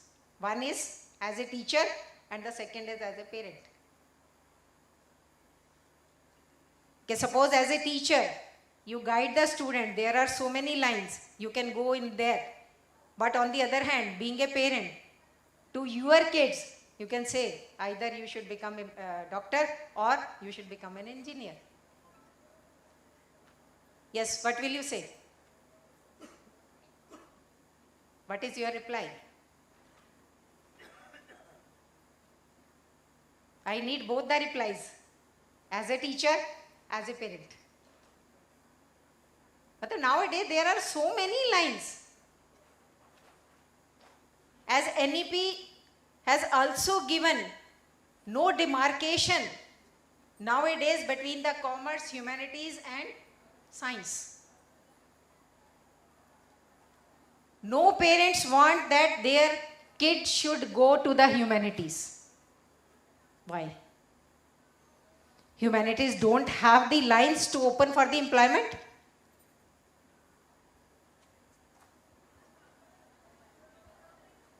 If the child is very good, then he should go for the medical line. If the child is somewhat lower than that, they say he should go for the engineering. If the child is not capable to fulfill that also, they don't want to know what is the interest of the child. In which line they want to go. In which area they want to go. Aamir Khan की picture देखी है ना? कौन सी? 3 Idiots. That is a learning for the society. That the parents should not put up their desires on their kids. The parents should want to know what is the interest of the kid, in which line she has the interest. Nowadays, if you go to the foreign countries, the students are having one subject of science with one subject of music. As NEP 2020 has given you the chances, that now there is no demarcation between these 3 disciplines. They say all the disciplines are interlinked, interdependent, interconnected. So there should be no demarcation. If one student is interested in economics, side by side, he can study the physics also. So it means nowadays, the student is to opt only one major subject in which he has the interest. On the other hand, as the minor subject, he can take the other subject of interest also. So that is why nowadays you can't say that my son is doing commerce, my son is doing science, my son is in humanities. And humanities are not bad. इसी में भी एक और किस्सा मैं सुनाती हूँ, that is during my job, because I am from humanities. My principal was a science student, and every time he says that the teacher belongs to or the student belongs to the humanities are dull students. Then one day I give him the challenge that, sir, in physics or in mathematics, you can get 96, 97 marks. But if you will be able to get 97 or 96 marks in economics, then I will say you are good. The humanities are not bad. In humanities also the subjects are very good. So we can't say that science is good or medical is good and humanities are not good. So we can do whatever we want to do, in which area we have the interest. That is very valuable to us, because otherwise our students, or we can say the future of the society, will always remain in stress. So we should try to remove the stress. अगर आप हिंदी समझें तो मैं कुछ 4 लाइनों के साथ अपना वक्तव्य पूरा करूंगी. I will explain in English also if you want. कि what is your power? अंधेरा भागता जब सूर्य हो छविमान उठता है. अंधेरा भागता जब सूर्य हो छविमान उठता है. शिलाएं सिर झुकाती हैं कि जब तूफान उठता है. मुझे क्या पूछते हो, विश्व का इतिहास साक्षी है. मुझे क्या पूछते हो, विश्व का इतिहास साक्षी है. सभी तूफान ढल जाते जब एक अध्यापक उठता है. तो a teacher has too much power in his hands. As a son, he can provide the light to their children. As a stone, he can give power to their students. And it is not my saying. If you read the history, if you can read the history of Chanakya, if you read the history of that Vasudev, all are gurus. So guru has so much power that they can change the lives of their students. They can give the proper direction to their students if they have the willpower. So their strong willpower is required to give the proper direction to their kids, to their students. Thank you very much.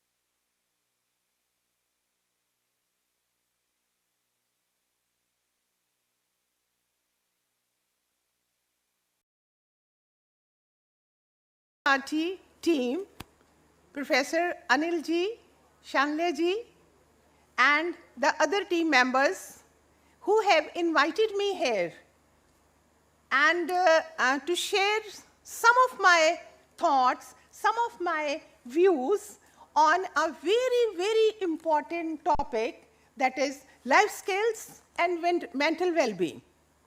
So it is nowadays, I think this is the need of the hour, because in our education system is evolving, system is changing. Throughout the globe, everything is changing. And again, this part of the personality of the individual, of the human being, is very, very important to cater to. So first of all, I want to share some of the hard facts, some data just in 2-3 lines. As every 40 seconds, there is one suicide in the country. Every 40 seconds. Secondly, more than 49% females are having psychological disorders. And I'm quoting from the National Mental Health Survey 2025. They say that 7.3% of adolescents between age group of 13 and 17 have a diagnostic. Here the word diagnostic is very important. Diagnostic mental health disorders, and this survey is from 12 states of the country. Now we can well imagine the importance of mental health here. Suicidal thoughts and attempts are very significant. Here some of the things I want to discuss with you, my dear participants, that as we take care of our physical health, its mental health again is very, very important. Your emotions are signals. Emotions are your signals. And sometimes when we are struggling in life, that is, the struggling doesn't mean that we have failed. No. Struggle is a way just to achieve success. Everyone has to struggle. You just look at your lives. If I look at my life, before coming to this dais, I know how much I have struggled. So it's not a flaw. And you are not alone who are struggling. Just keep this thing in mind that you are not alone. Everyone in this universe is struggling. Living, non-living, every human being, even the animal kingdom is struggling. And then, the latest, very, very important root cause to mental well-being is social media. It's not reality. It's not reality, it's virtual. Even if you have thousands of friends on Facebook, do you call anyone when you are in need? When you are in distress? I think not the 2% of those huge Facebook friends. So, we are wasting our emotions, we are wasting our time on this social media, thinking that this is the reality of life. And now, coming to the life skills and mental well-being. Mental well-being is a state of your mind. What mental well-being is? Mental well-being is the state of your mind. It's happy, hope, achievement, success. Overall, it gives you a good feeling. And for that mental well-being, the life skills, all of you must have heard about the life skills because it is need of the hour. It is the talk of the town these days. Dakar Commission in 2000 gave 4 pillars of education, and they are sustaining. We have to work on those pillars. I always believe that those pillars are very sacred pillars in education. Learning to be, learning to do, learning to live together, and learning to know. So they said that everything revolves around these 4 pillars, and life skills inclusion is not only the mission, but it is the right of every individual.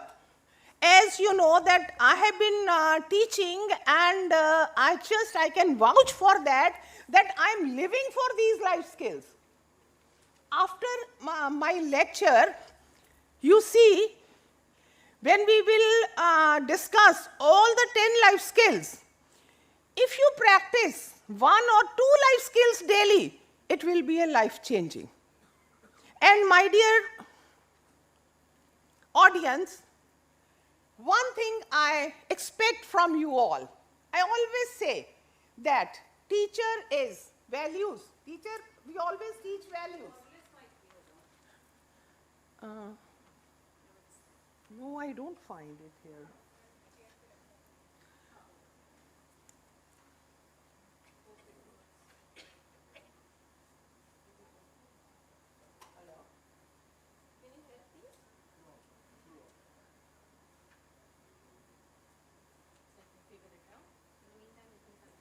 So, I think my voice is very high.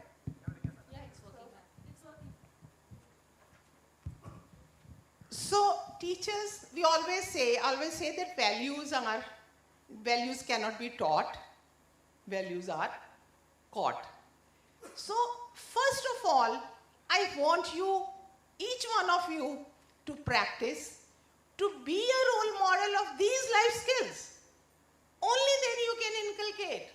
After seeing you, your students, your own children, they will follow you, and every layman, if you yourself practice these life skills, it is very important to live by those life skills. And in 1993, WHO has given one term, that is well-being, instead of health. Earlier we used to say that a person is healthy if his outer parameters are okay, if his sugar level is good, if his BP is good, if other parameters are good, then one person is called to be healthy. But nowadays, health is not confined to physical parameters only. It is physical, mental, social, emotional, economic, and very important, spiritual. Where we have started, again we are coming back to the same scenario, because India has a very glorious past of spiritualism, but we have forgotten that. Now we are going back to that thing that peace cannot come without practicing meditation, without practicing yoga, or without practicing these life skills. So here again I must, there is another very important, aspect, that is called happiness. Very shocking. I am surprised to quote. Does any one of you know that where do we stand, where India stand? Very low. Out of 143 countries, we are at the 126th level. See, we are not happy. We are a sad country. And WHO has already warned us that this mental health, mental distortion will be another pandemic by 2030, if we don't pay heed, if we don't bother, every year, thousands, lakhs of students pass school.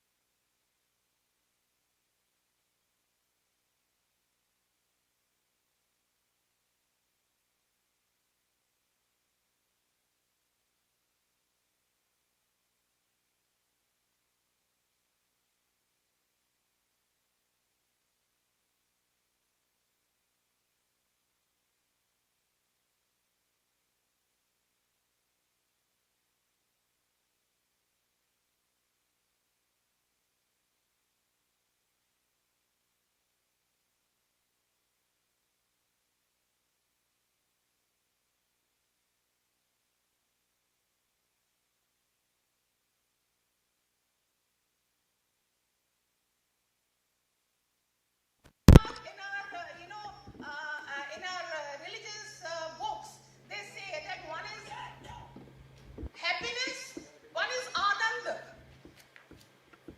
which is bliss. Come what may, you are happy, you are contented.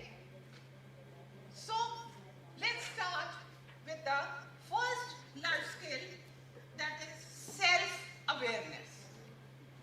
Self-awareness. Self-awareness is very important life skill. Self-awareness is very important life skill, as we all know that we have many selves. One is the open self, another is the blind self, and one self is which neither we know nor people around us they know. So, first, very most thing in self-awareness is we have to accept who we are. We have to know who we are. Someone is born with the silver spoon, with multi-millionaire parents. Someone is born on the roadside. There is a difference. Unless we accept ourselves, we cannot change. Accept self, we cannot change. Some self we can change, as we can struggle. We can be a successful person. We can improve our grades. That self we can change. But some things, someone is short, someone is tall, someone has a blackish complexion. So if you go on complaining, then you cannot be satisfied. First, foremost thing is accept yourself as you are. And then there is another self which we do not know but the other persons know. Some people say that leads to, basically that self leads to the ego problem. When someone says that correct yourself, bhai, apne We never admit. That leads to arrogance, and we can never, ever, improve ourselves. So the foremost life skill is to know ourselves. In education also we say that know. The first, foremost objective of education is know thyself. Who we are. We are not permanent here. We are just travelers. We are traveling. Nothing is permanent. So many problems will get automatically solved when we know that this is just a journey we are passing by. This is a journey. Someone has 50 years journey, 60 years journey, 70 years journey. Someone has 10 years journey. So unpredictable. Then why? Why not to be happy? Why not try to be happy? Why not make others happy? By contributing yourself fully, 100%. So the first foremost important life skill is know yourself. Then after that, it is empathy. Empathy again is very, very important, powerful life skill. What is empathy? When we say, put your feet in someone else's shoes, then you come to know where it pinches. Very important. These days,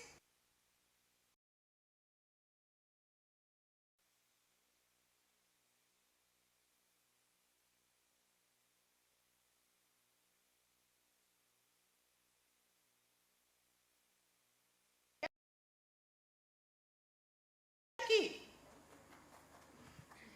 Yes. Give a big hand to yourself. You have 100% literacy. Crime rate is low. But in Punjab, it's such a heinous crimes you can never even think of. Son cutting his father, mother, daughter. Empathy is to take the other person as you are. The best example is of the special children in the school. Special children. Nowadays, all those students, special students, they sit with the normal ones.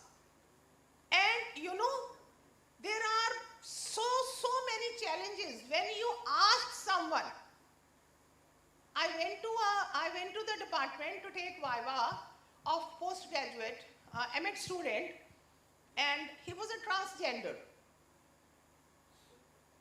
I just could make out from his body language that he's not okay. So I just took the, things, put the things aside, and I said, are you okay? After this one sentence, he broke down. He said, no ma'am. Everyone around me is bullying me. And you will be shocked to know, including my teachers. I stay in the PG. People around, they used to bully, laugh at me. Is this empathy? We could be like that. That was not in his hand. Dear audience, had everyone been with this feeling that he also has the same soul as we have, that would never been possible to hurt someone.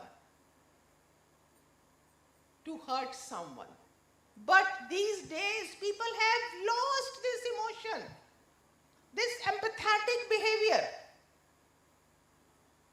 It's very important to cultivate in yourself the empathy for the other one, because each soul is same. Outer thing is different, But otherwise, we are the same. And as teachers, how many of you are teachers teaching in the school? Oh, great.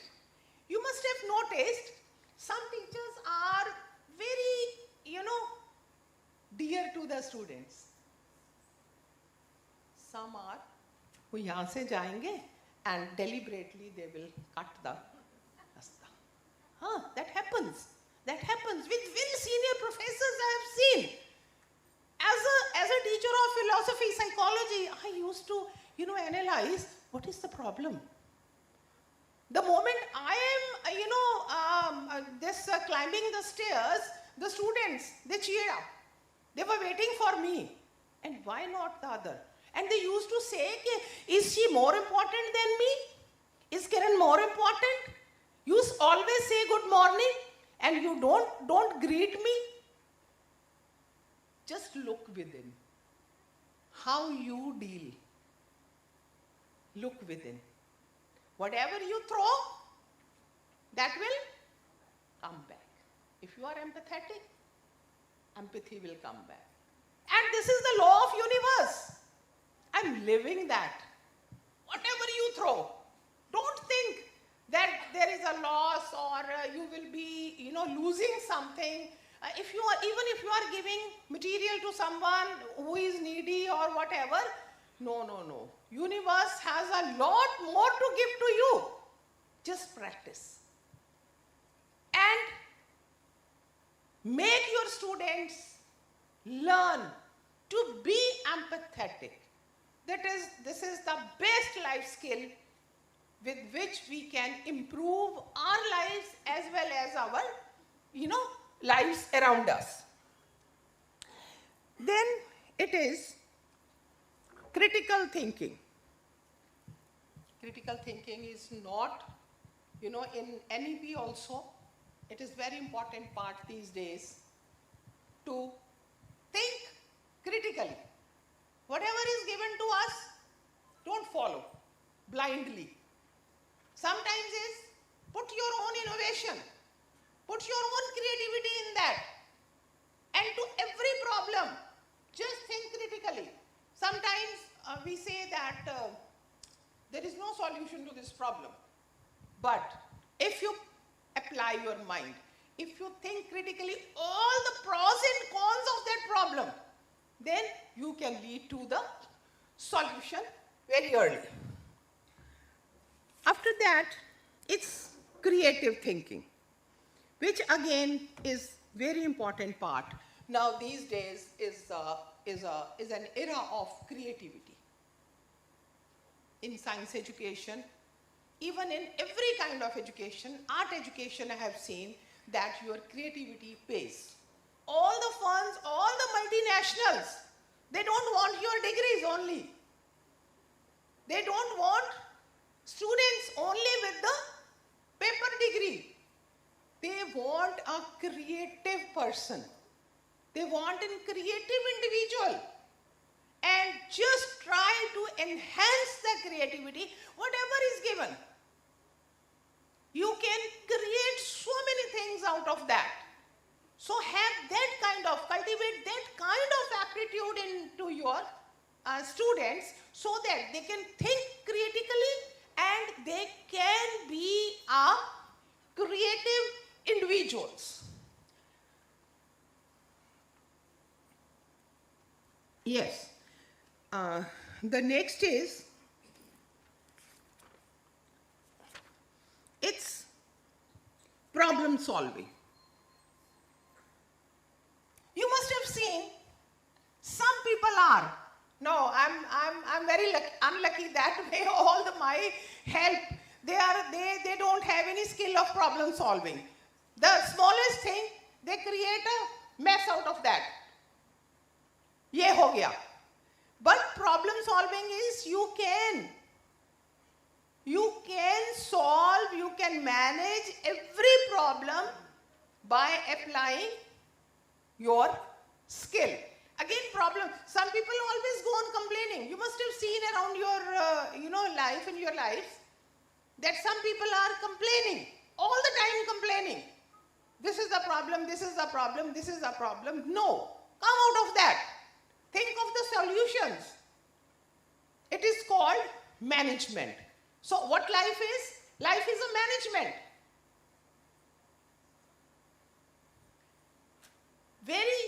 Life is unpredictable. Problems are bound to come. So if we teach our students not to lose hope, concentrate on the problem, and think various ways to come out of that problem. So that problem solving skill is very, very important.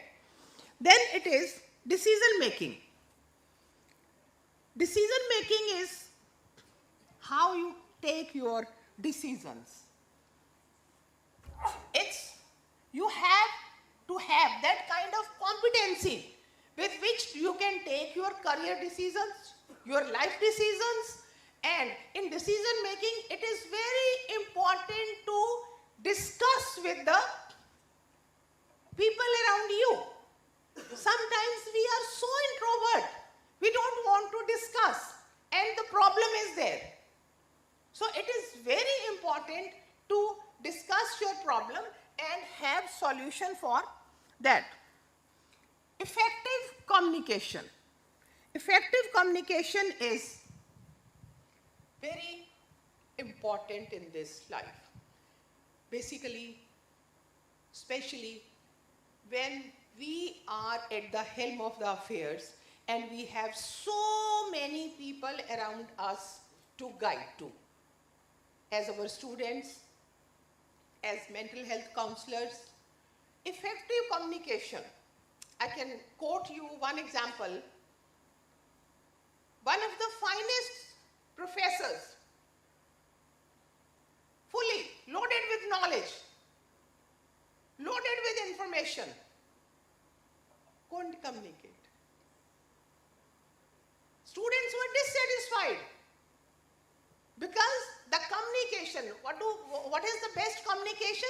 Whatever I want to convey, you are receiving the same, rather in a best manner. If I'm unable to convey what I want to convey, as a teacher, do you think you are a successful teacher? No. So effective communication wherever in life, not only in the classroom, everywhere in life. Some people are very, very clear cut in their ideas. They convey you so well. And the things they do very well. But if your communication is poor, you are unable to convey what you want to convey, then it is a problem. So you have to create that skill in your life that your communication should be proper, your communication should be very, very effective. And communication has two things. One is verbal, the other is non-verbal.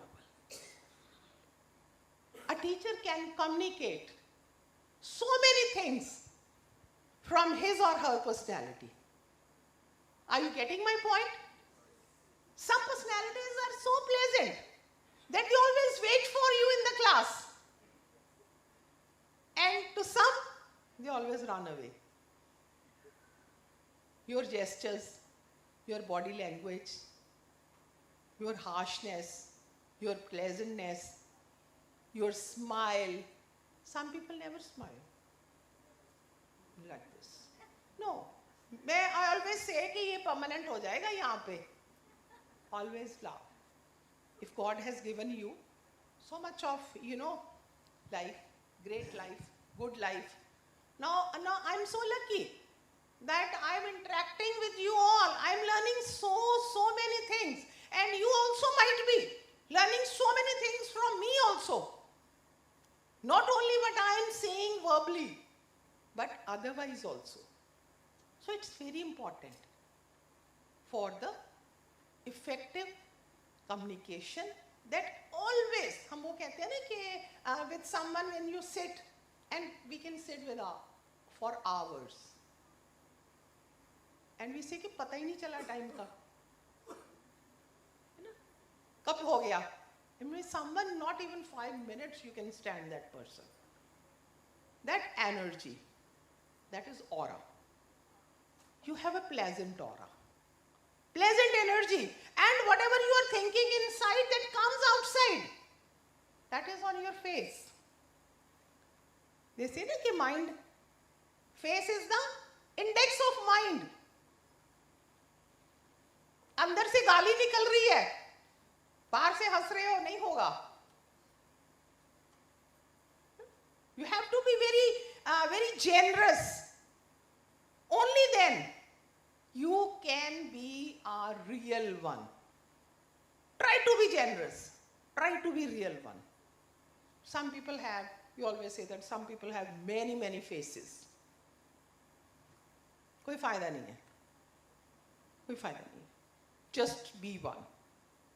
Whatever you are from inside, that is outside. As I was the teacher of, I was teaching philosophy also. Satyam Shivam Sundaram. They say it's not the outside beauty.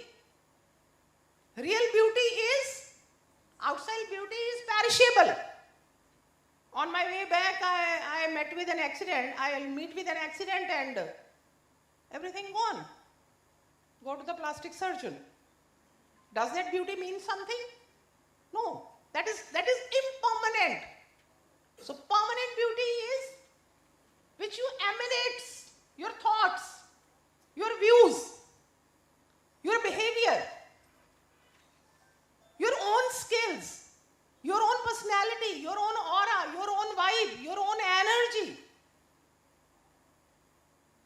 That is which you convey to the others, which you convey to your students, which you convey to your children, which you convey to the society.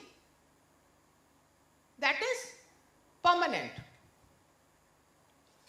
And again, interpersonal relations.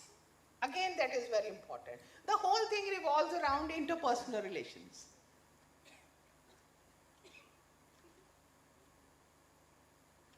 We are social animals. We are staying in a society. Unless we have good relations with each other.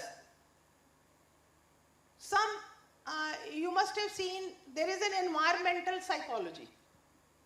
Environmental psychology, what does that mean?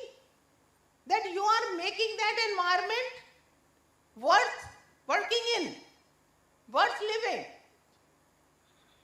So interpersonal relationships are very important. Maybe one person in this life, for example, she, he or whoever and I am, we are in different roles. We are performing roles of a mother, roles of a wife, roles of a father, roles of a brother.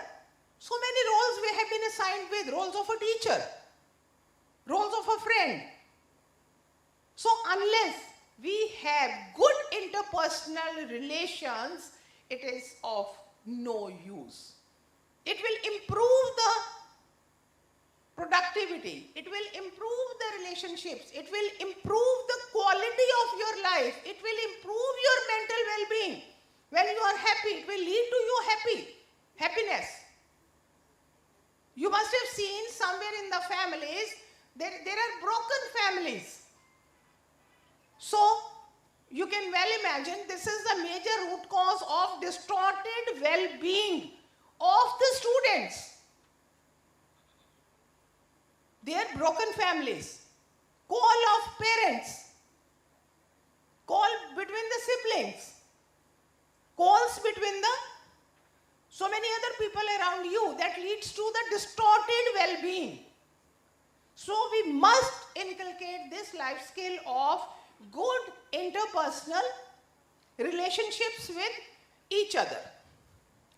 Then it is coping with emotions. This is very important, coping with emotions. See, emotions, first of all, we have to be intelligent enough, aware enough of our emotions. Are we sad? Are we happy? Are we not feeling okay? Am I depressed? Am I anxious? Whatever. And this is the need of the hour, that to recognize your emotions. Diagnostic, as I have said this word initially, that how many adults are in the diagnostic problem of mental health, which can be diagnosed. You people are the mentors. You can diagnose them, their emotions. If someone is unable to diagnose their own emotions, our teachers, our parents around us, they can diagnose our emotions.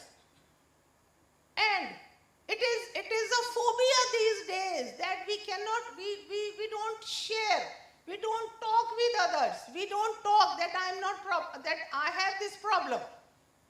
There is one saying that every time, if now I ask each one of you, are you okay? You will say, yes, ma'am, I'm okay. Even if you are not okay. We never say we are not okay. Just look within. Do we say? This is the passing reference. Yes, I'm fine. We write a message. Hope you are fine.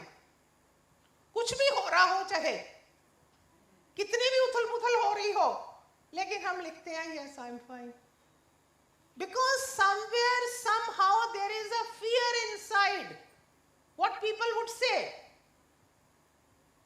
लोग क्या कहेंगे? That's why we don't share. And for mental well-being, sharing is must. This is the most important thing to be taken care of. If you visit a psychiatrist, if you visit a doctor, you think people will say, ये पागल है. ये पागल है. There was a talk from the doctor from PGI, and he said that so many of the participants, people coming to me, they were hesitant. Even if they are entering my room, they see whether if someone is noticing us or not entering a psychiatrist's room. No. Please look within. Please read your emotions. And I have coined another term. You would be, you would like that term. As there is physical obesity, there is an emotional obesity. People are emotionally obese these days. We are not emotionally literate. Try to be emotionally literate. If you read your emotions, अगर उदास हो तो उदास हो ना, it's part of life.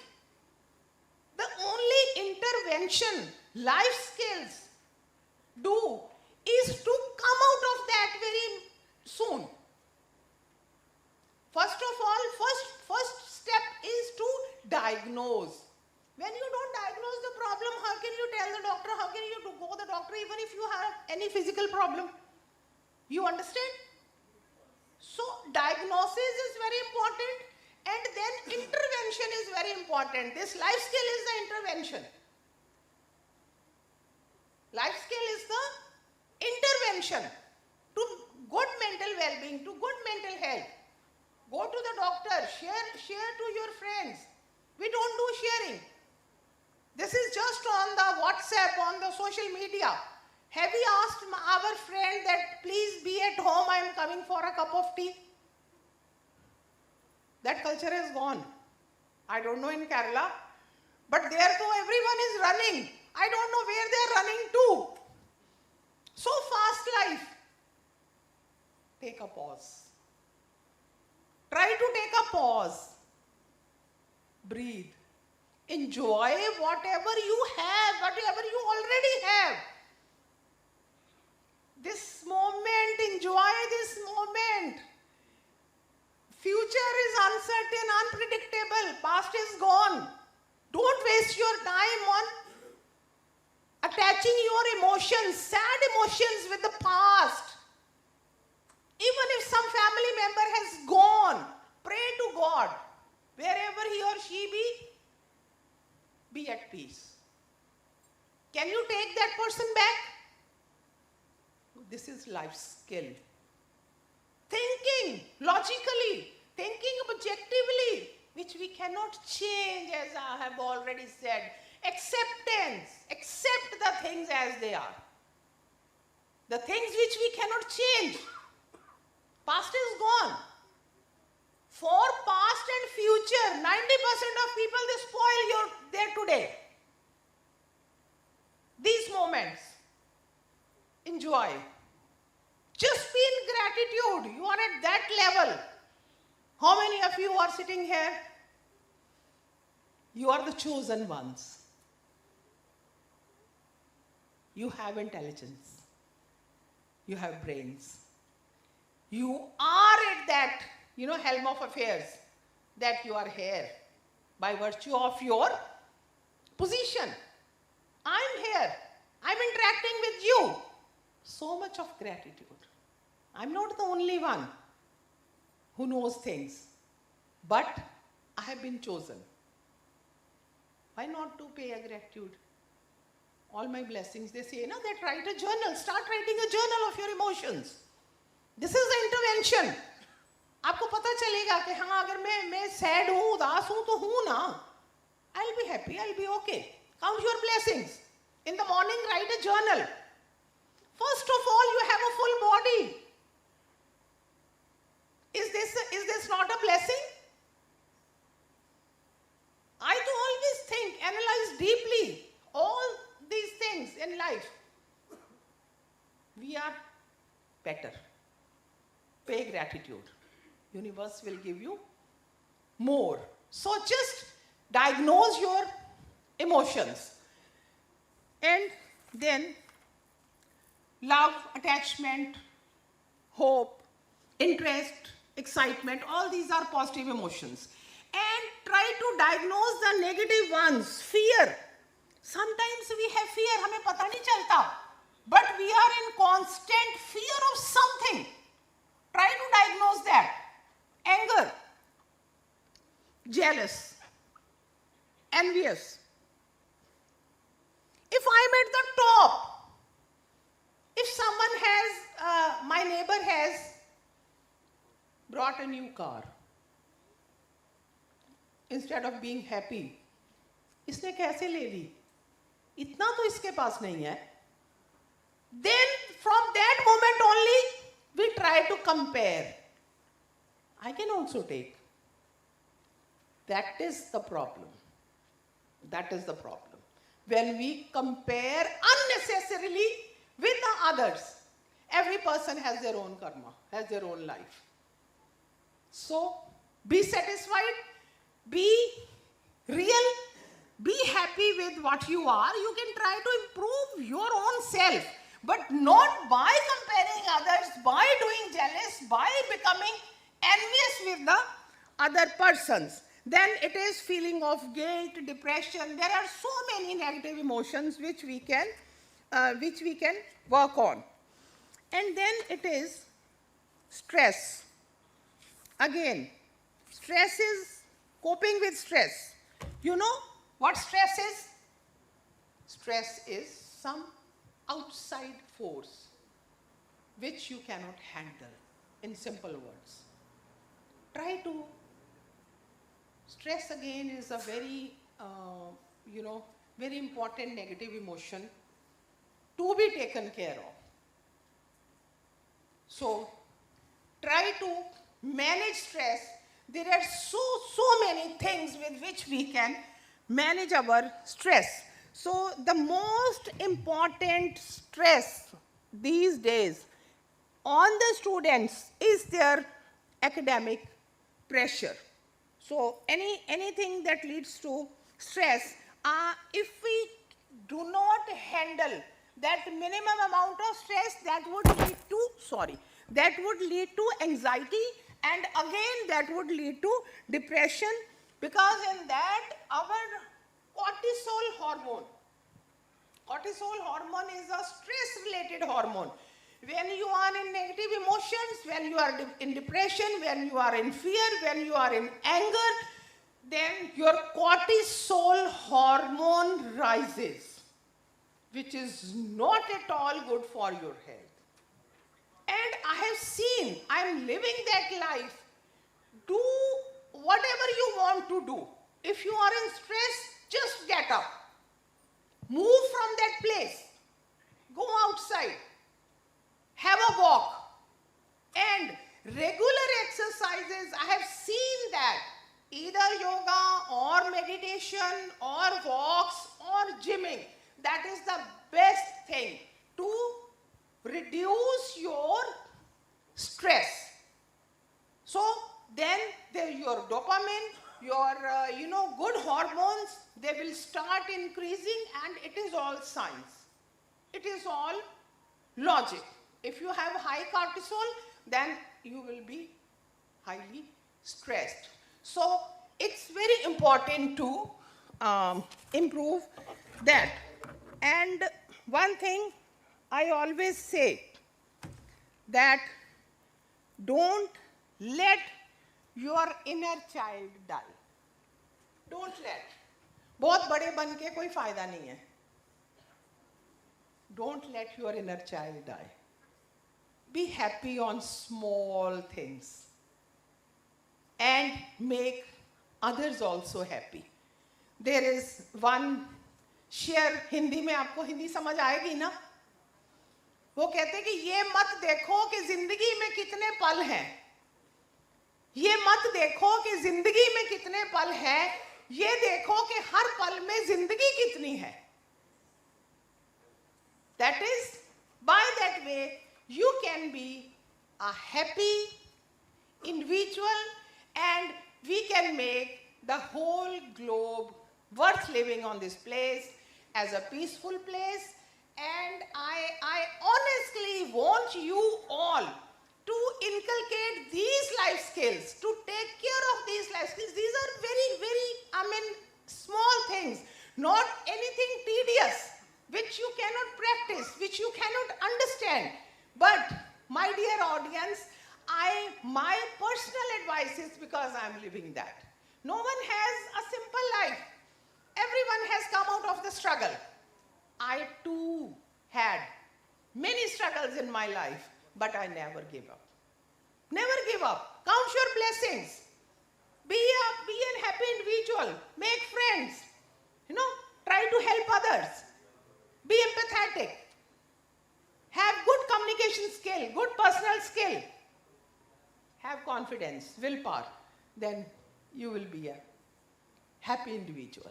Which I honestly want you all, if you change your even 5% of your present thing, I will think that I will be successful in my talk. So once again, thank you so very much for your patient learning. Hope I have been able to do justice.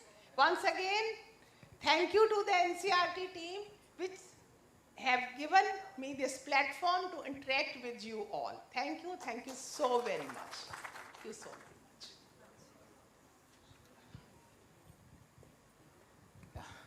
Thank you, madam, for the wonderful session. Now we will be breaking for the lunch, but again, by 2 o'clock, we all will be joining here.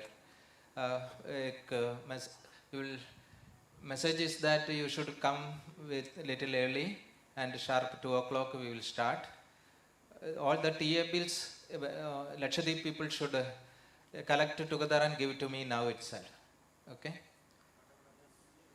Attendance sheet, another will be supplying. If you have not signed today, both days you write your name and details and sign again. All right? A blank will be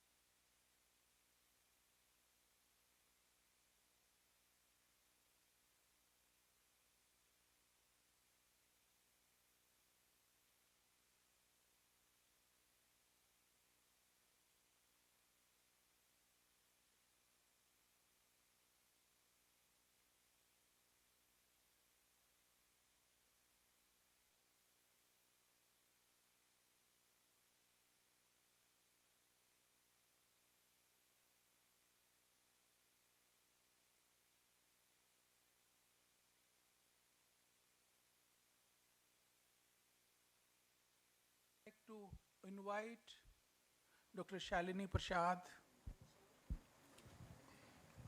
Gradually, a few more experts will join. In due course of time, Professor Shweta Anand will also join. And luckily, I was in a meeting and your secretary was there in the meeting. She is so concerned about your concerns, about your issues. So, with these words, I would like to request Dr. Shalini Prasad to start the open house. And as I said, few other experts will join gradually. Thank you. Dr. Shalini Prasad. Please come here. Yeah, somebody else will do this. I will do that.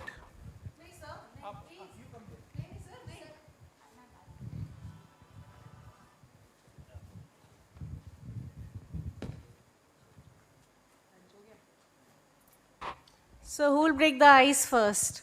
Candy for that person. Come on. Who will break that ice? Lakshadweep or Kerala? Let's see.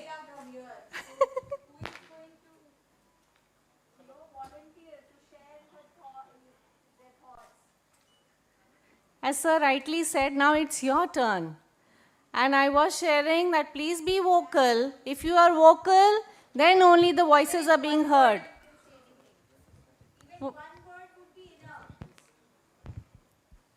No, ma'am, Meenu ma'am, don't confine them. They are very, very particular in taking that one word only then. Good evening, all. It's what an interesting section.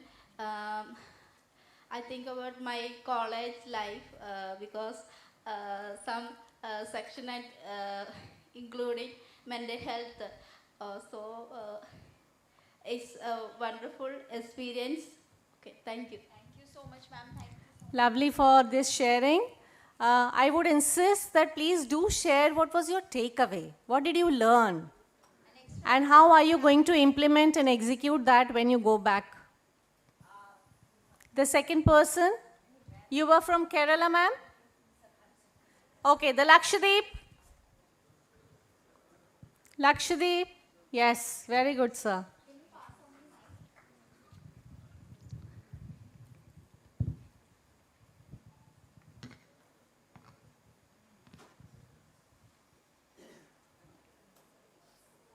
Good afternoon, everyone. Good afternoon, sir. Coming here, to be honest, I didn't know much about mental health and well-being. No, I never had any opportunity to attend this kind of meet earlier. So this was my first experience. In Lakshadweep, we have already introduced a bagless day. On Saturday afternoons, we have bagless hours. And recently, last year, we had introduced happy hours in primary schools. Lovely. Every first hour of every day is a happy hour. So these are the initiatives recently we have made. And about the sessions, which were really informative, as I said, I didn't know much about mental health and well-being.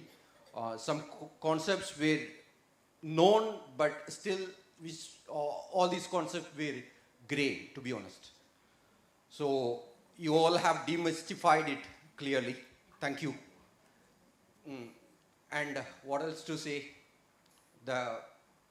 Each session wise, I don't want to speak about each session.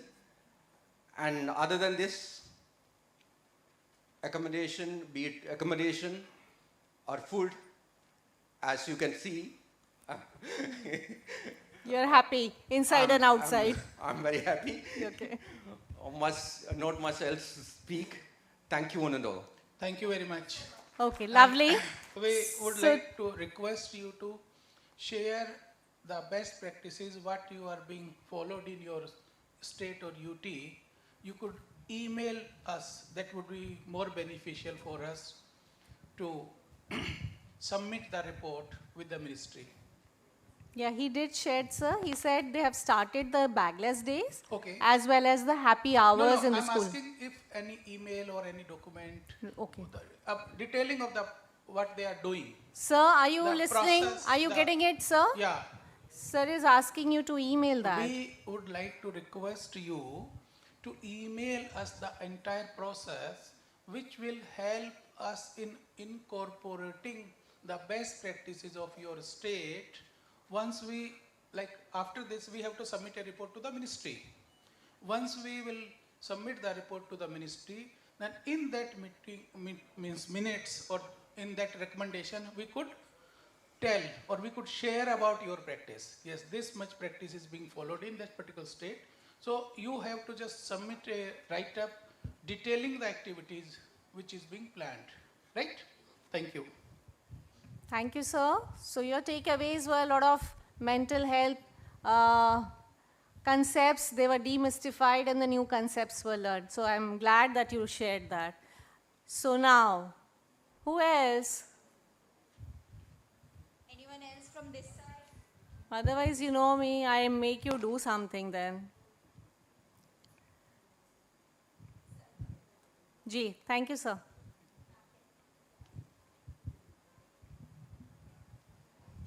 Good evening, all. Good evening. My name is Afsal. I'm representing SMC, School Management Committee, Aichavatama Higher Secondary School, Kozhikode. Okay. I think I understand mental health is equal to physical or other capabilities in students and Louder, sir. Put a mic. Yeah. I understand mental health is equal to physical health and other capabilities. Okay, right. My suggestion is customize topics as per regional requirements. For example, here no slum is here, but other states, some areas backwardness is different in region wise and state wise. So, if you customize subjects as per requirements of regional status, it is better to understand or communicate subjects. Okay. And third one is my suggestion is these programs, create more programs focused on parents or PTA or SMC. Okay, thank you. Thank you. Okay. So lovely suggestions given by you, sir. So we will definitely. Sorry, Well taken. Well taken. And definitely we will take care of your suggestion. Thank you very much for sharing with us. Thank you. Thanks, sir. This is the ultimate purpose of keeping this open house after the 7 sessions. Okay, thank you. Thank you. And I would like to request Professor Shweta Anand to join us for this open house.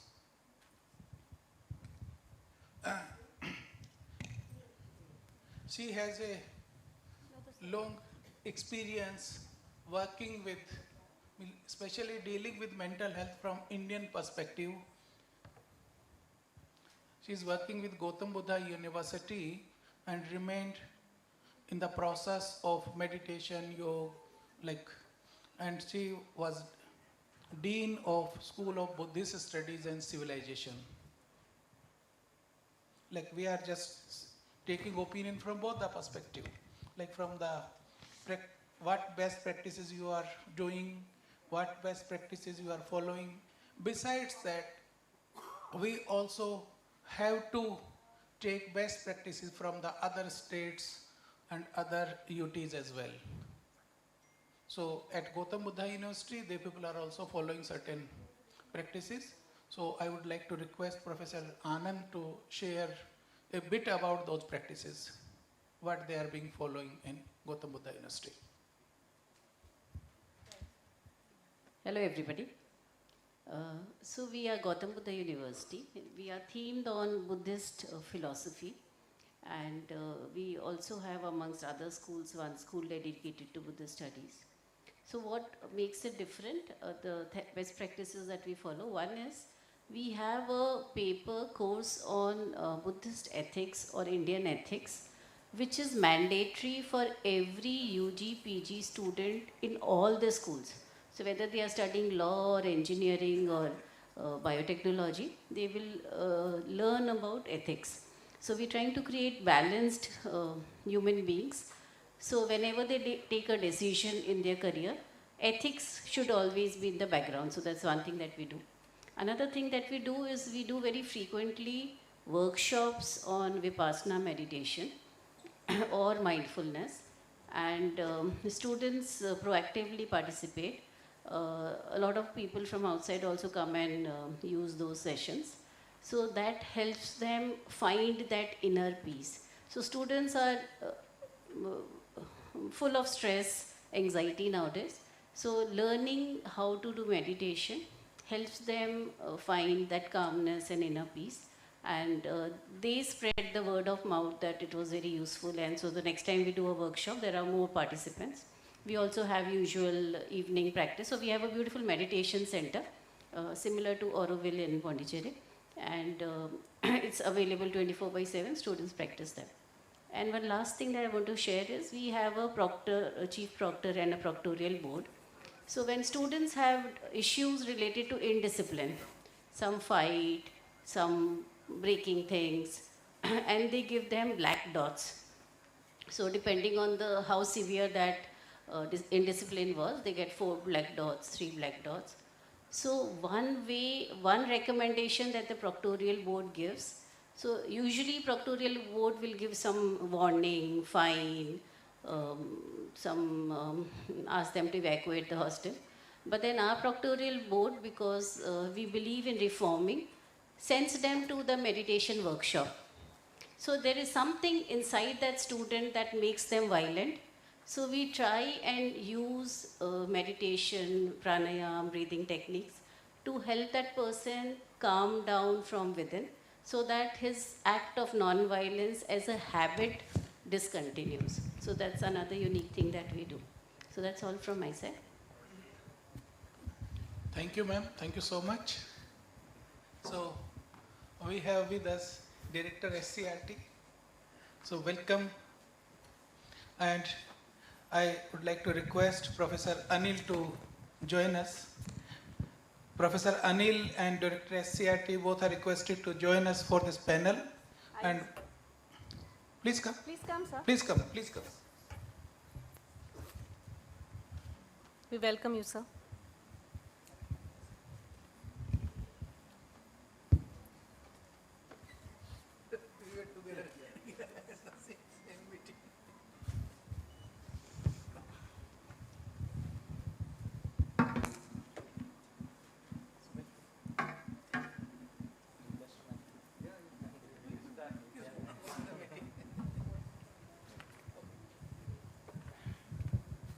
So who's on the next now? A quick sharing. Ji, sir.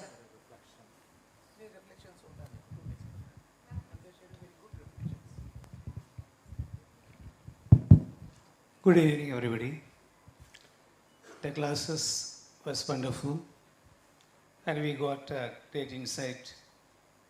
Especially teachers and education officers get clear insight. It may be helpful to implement several programs in our educational area. I would like to give a suggestion for the coming camps or seminars. In our group consists of different PTA members, SMC members are there, teachers and education officers are there. Sometimes teachers, they have clear idea or insight about the psychological, philosophical or other terms. Sometimes the PTA or SMC, I don't know whether what is the qualification or maybe they are educated or they have clear idea about education or technical term. Suggestion is if we divided class into different groups, we can make into PTA or SMC in one group and teachers in another group. And you can also customize the technical or psychological terms in a simple way that may be more beneficial for implementation of ideas or application of psychology. we are noting down your comments or suggestions or reflections so that we would incorporate your suggestions, your reflections in the next state consultative meet. Also, once we will compile all these consultative meets, so it would be easier, it would be helpful for us to incorporate in the overall report which we will be submitting in the ministry. Okay, I'm glad that we are giving a lot of suggestions. Who's on the next line? Yes, ma'am. Good evening, everybody. Really, it was wonderful here being 2 days. I had very good experience. And what I would like to tell you here is that we were addressing the mental health issues of students. And while talking about the mental health issues, we have to take into account of the ground level problems. That means what we are suffering from the classrooms. In that way, we have to address each and every issues. When we talk about the stress that is faced by the students in the class, we used to address about the cutting of a syllabus to reduce their academical pressure and all. But I think education, our country has a very good educational system, and our standard is very high when we compare to the standards of other countries. And that's why reducing the academic syllabus is not a solution here, but here we have to reduce the number of students in the classroom so that special attention can be given to each and every child.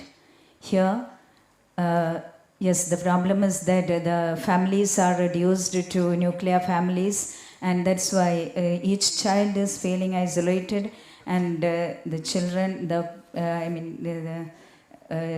problems of the children are left unanswered, and they are spending their very much time, a lot of time in school, and that's why we teachers are there to address each and every problems of their what they face. And that's why to give individual attention, such a scenario should be there in the classrooms. That's very essential. When we talk about all this curriculum, all these things regarding the stress and how to cope up with this and all, and we must have an opportunity to give special attention to each and every child. And to conclude, let me thankfully remind Shalini ma'am's words. That is, I will keep that in mind, of course. That is, when I see a child behaving unnaturally in the classroom, I will never take it as a disrespect, but I will think that that is a sign. That is a sign that the child has a problem that is to be addressed. Thank you to all the faculty here, and thank you all. Thank you so much, ma'am, for the honest sharing. Sir, 2-3 things were very pertinent here. The class size, I think that is in the policy making. Definitely the government is working, and she definitely said that we are much ahead and much better in so many other countries in comparison to when we talk about the education. Yes, we are adopting the best practices, and wherever the possibility is there, we are definitely trying to include all the good things that is being practiced, and that's how we keep sharing and learning from each other. So would you like to add on something?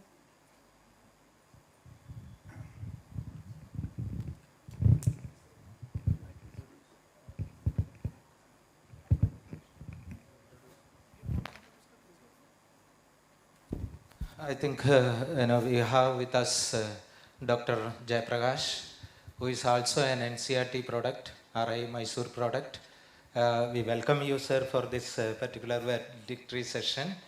I think sir has a good inner knowledge about what Kerala has been doing in this particular field. They have also revised the textbooks. A lot of new innovations are happening, as some of you have already told. Now we would like to listen from the director, SCRT Kerala. Yeah, you can, yes.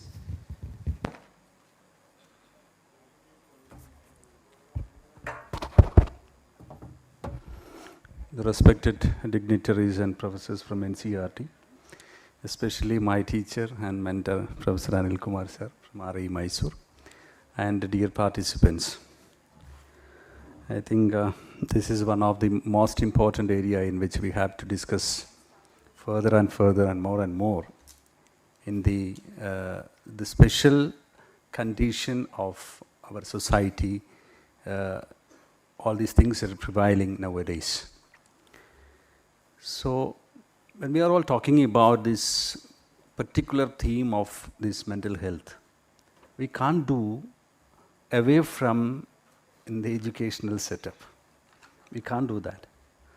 So we have to integrate all these things into our educational practices. That is what I mean, that the curricular practices in our classroom.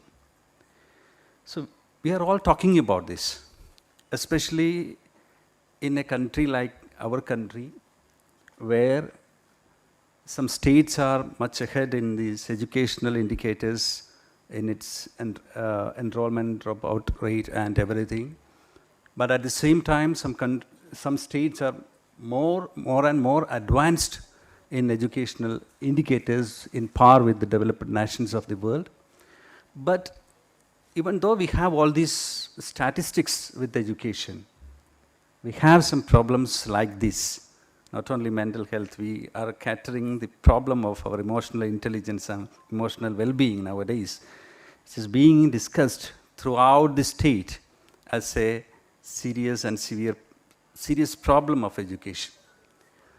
My point of view here is, I can say that from 2005 onwards, the NCRT, a big and a brilliant document like our educational curricular framework of 2005. That framework, which has an insight how we have to deal with our students in our classroom and as well as outside the classroom, through the constructivist approach, by making the students more and more actively participating in all the teaching learning process through the experiential learning. So since then, we have this philosophy. In the recent 2020 document also, the same thing is there, that is experiential learning. Yeah, you can take it.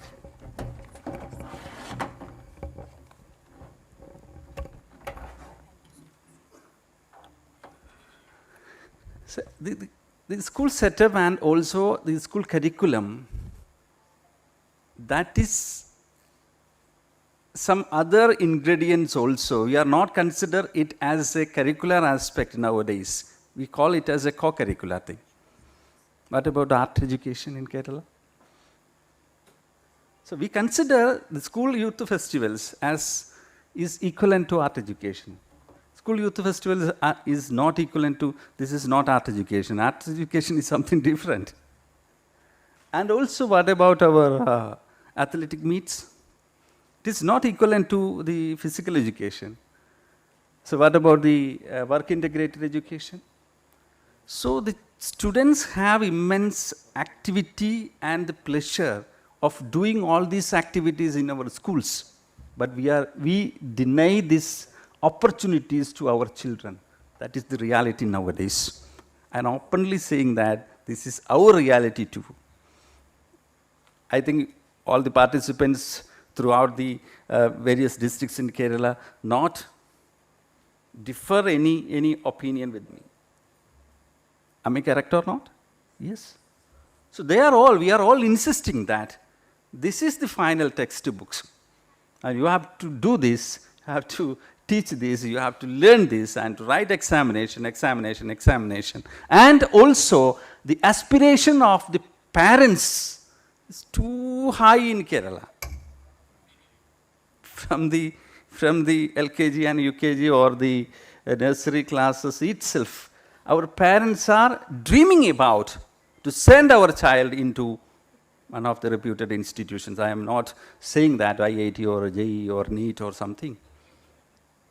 So in this 2005 curricular framework of NCERT, it's clearly stated about the objectives of all these things, which is experiential learning strategies, but everything gone by the introduction of the entrance examinations in the country. The entrance examination. Now the public education system of the whole country ruled by the entrance examination mafia, that I can say that. 17 billion or trillion industry, multi-billion industries is going on in India. So this is somewhat destroying the entire process of our classroom process, including, I can say that all these things, art, physical education, this is not needed to write the entrance examination. Is it needed? No. Only thing is to teach and train, and to write the entrance and to qualify it. But the whole system, everywhere in our entrance centers, coaching centers, you can see that there is a huge burden upon our child. They are all mentally stressed. I think in the last year, our newspaper Hindu, in its Sunday supplement, written about the stories which is related to the quota experiment. That's now, all of you know that, that's happening in Rajasthan. And in the nearer to that quota institution, we have a temple, and every day or weekends, the children visited that place, and in the wall of that temple written so many things. That is the picture given by the Hindu supplement. Dad and mom, I'm a bad son of you, sorry.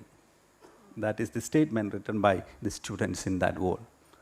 So this is the pathetic picture of how school education, we treated our student as a tool to qualify this entrance examination, only the entrance examination in the country. We are not bothered about how the holistic process of education has to be continued and to be done in our classroom and also in our school setting. That's a pathetic situation. We are all parents. We are all dreaming about our children, but what about their mental stress, mental well-being, mental health? I think not only the students, the teachers are also facing the same condition that the students are facing nowadays. So, to solve, I can say that we can't do 100% solving process in this, but at the same time, we started thinking about to teach our parents also with regard to this. That is why in this curriculum reform process of our recent process, we introduced 4 textbooks to our parents also, to give the orientation to our parents, how to treat your children as in the different age levels. So that is the need of the hour. We start with our parents and our community, and when we are doing some school-based mental health activities, we have to incorporate the role of our parents and PTA, SMC, and everybody in this process, and to teach them and orient them, then only we can move forward. We are all thinking about appointing different counselors. That is the last thing we want to do.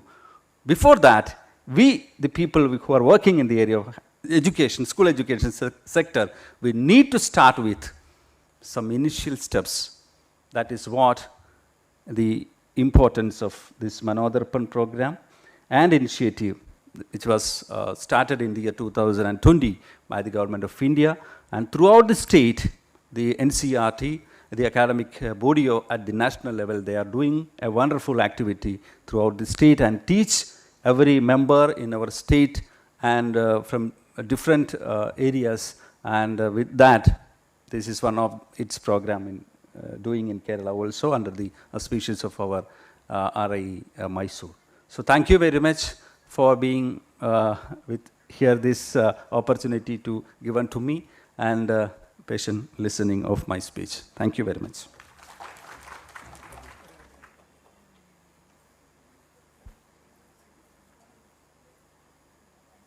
Thank you so much, sir, for your kind words of wisdom. You gave us a reality check, the challenges we are facing. You gave us the goals, the realities, but in the last you gave us hope and the empowerment. That if we as teachers, we identify all those issues, empower ourselves, nothing is which is going to stop us. Thank you so much, sir, for your kind words indeed. Who is going to give us a next sharing? Jaldi, jaldi. Yes? Who's going? Lakshadweep, yeah, they did share. I was doing one by one. Yes, Lakshadweep, next sharing from the Lakshadweep. Yes, sir.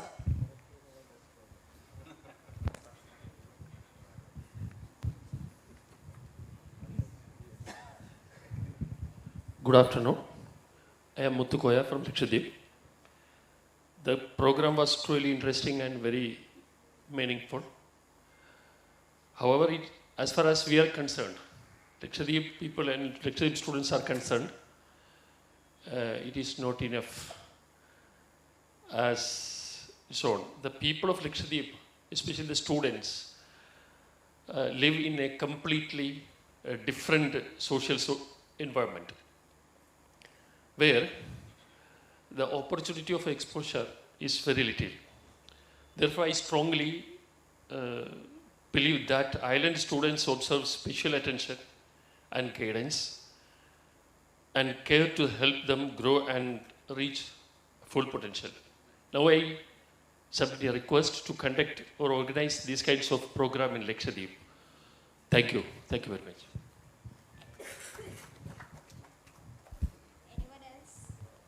So you have become the torch bearer from Lakshadweep. Go and illuminate there. Start your baby steps and things would come from Sir's end as well. Who's going to be the next sharer?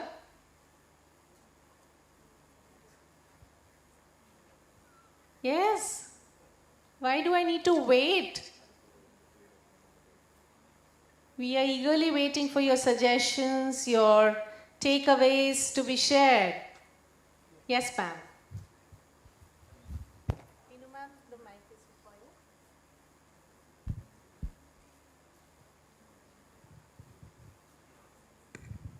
Good afternoon, all of you. My name is Pushpa. I am from Wayanad district. The conduction of these 2 days workshop is very nice, but I have some questions and some suggestions. Nowadays, or contemporary situation, not only students have stress, the teachers also have some stress. No policy, no projects are implemented in education field. Teachers are the implementing officers. Due to this reason, teachers' mental health is very decreasing in gradually. This is the one thing we face in Kerala. About our sessions, all sessions discussed about yoga, pranayama, holistic approach, etc. My question is that why should include any other scientific way? The mental makeup and social atmosphere are changed till aggressive. In this situation, how can change the mind of students or society through this way? Thank you so much, sir.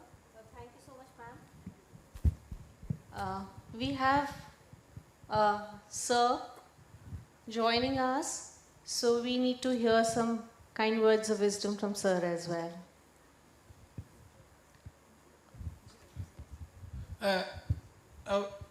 Professor Prabhat Kumar Mishra. He is head of the Department of Educational Psychology and Foundations of Education. He joined us from New Delhi, and we would like to listen to him also. So I would like to invite Professor Prabha Mishra ji for his word of wisdom for this 2 days state consultative meet. Over to Professor Mishra. Thank you, Professor Sanwal, for giving me this opportunity. So, respected dignitaries, dear participants, and my dear colleagues, it is indeed a privilege to address you all in this concluding session of the State Consultative Meet on Mental Health and Well-being. When the MANODARPAN initiative was launched in the year 2020 under the Atmanirbhar Bharat Abhiyan, it was envisioned to provide comprehensive psychosocial support for the mental health and emotional well-being of students, teachers, and families. Since its inception, the MANODARPAN cell NCRT has been continuously working to strengthen school mental health systems across the country with dedication and commitment. Mental health challenges among students are increasing and they directly impact learning, behavior, and holistic development of students. Such consultative meets are crucial to build awareness, capacity building of teachers, and to sensitize them regarding mental health and wellness issues of students. This two-day state consulted meet in Kerala, organized for the state of Kerala and the Union Territory of Lakshadweep, in collaboration with the Regional Institute of Education, Mysuru, is an important step in continuing that vision and commitment. In this two-day meet over the last 2 days, 21 sessions across 7 thematic areas were conducted and meaningful exchange of ideas took place. 15 eminent resource persons from leading institutions across India contributed their expertise and 175 participants from Kerala and Lakshadweep actively engaged in the deliberations. Themes such as the Bharatiya perspective on mental health and well-being, the ethical and healthy use of technology, the need for inclusion and equity, school mental health support systems, and life skill-based approaches were discussed. These discussions must have provided valuable insights and practical strategies for strengthening mental health practices in schools. I would like to express my deepest gratitude to the government of Kerala and the administration of Lakshadweep for their support. I extend my sincere appreciation to the Principal R.I. Mysuru, the Director SCRT Kerala for their visionary leadership. I also congratulate Professor Anil Kumar for his seamless coordination and to Professor Vinod Kumar Sanwal, in charge MANODARPAN cell, and the entire NCRT team for their planning and efforts in organizing this consultative meet. Most importantly, I would like to thank all the participants who came from every district of the state and from the UT of Lakshadweep and actively contributed to this consultative meet. Your engagement, reflections, and shared experiences have made this consultative meet truly meaningful. As we conclude, I am confident that participants will take the insights gained in this meet back to their schools and institutions and translate them into real world support for our children. Together, let us continue to work with empathy, responsibility, and commitment to ensure that every school becomes a safe, inclusive, and emotionally supportive learning environment. Thank you.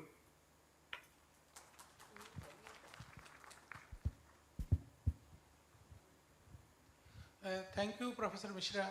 It will definitely, your word of wisdom would definitely